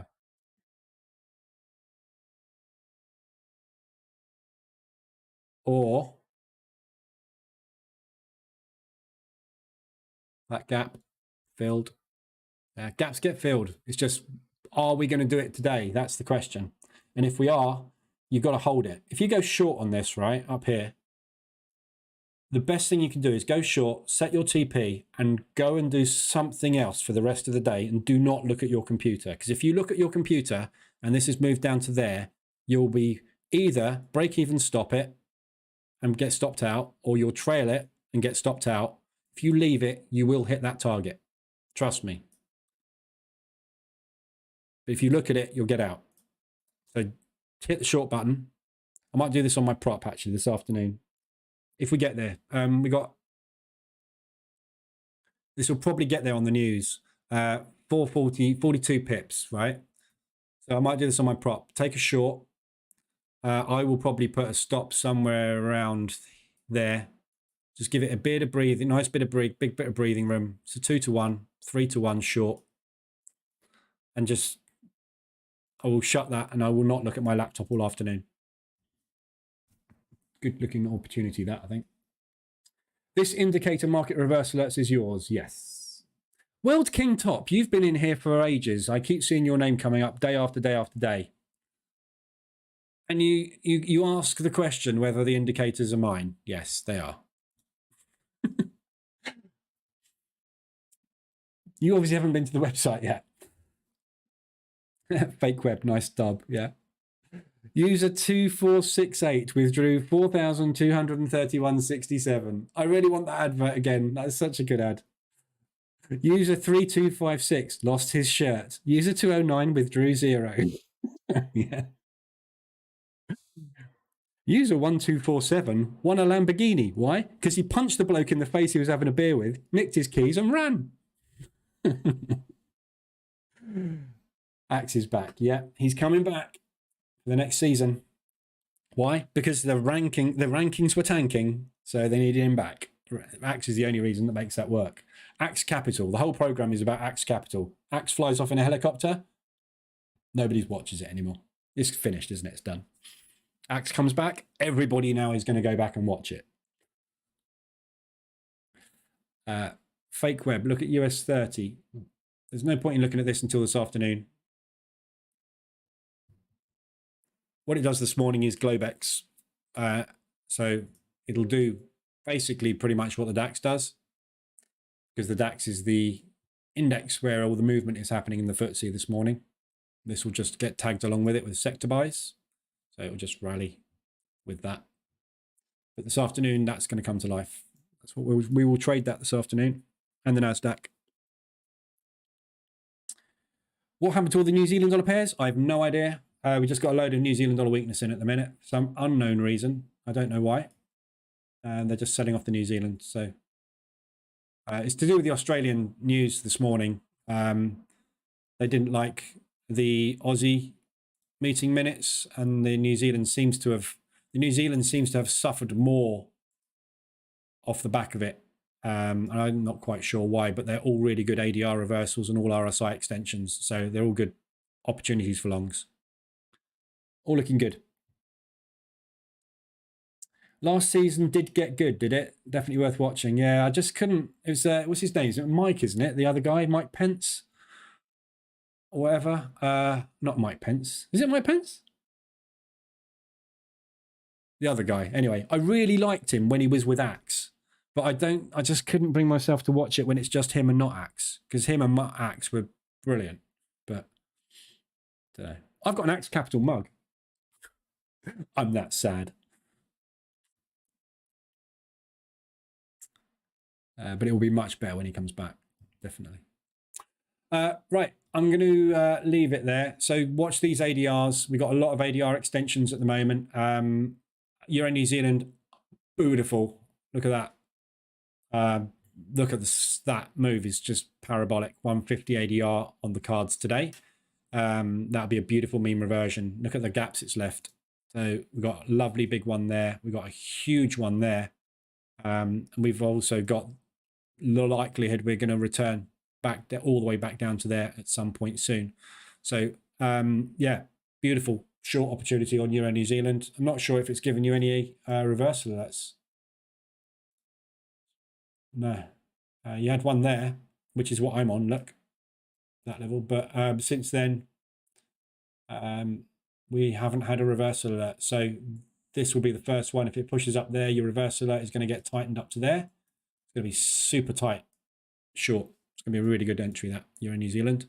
And all the others, obviously, watch these ADRs. The Euro's off its head today for some reason.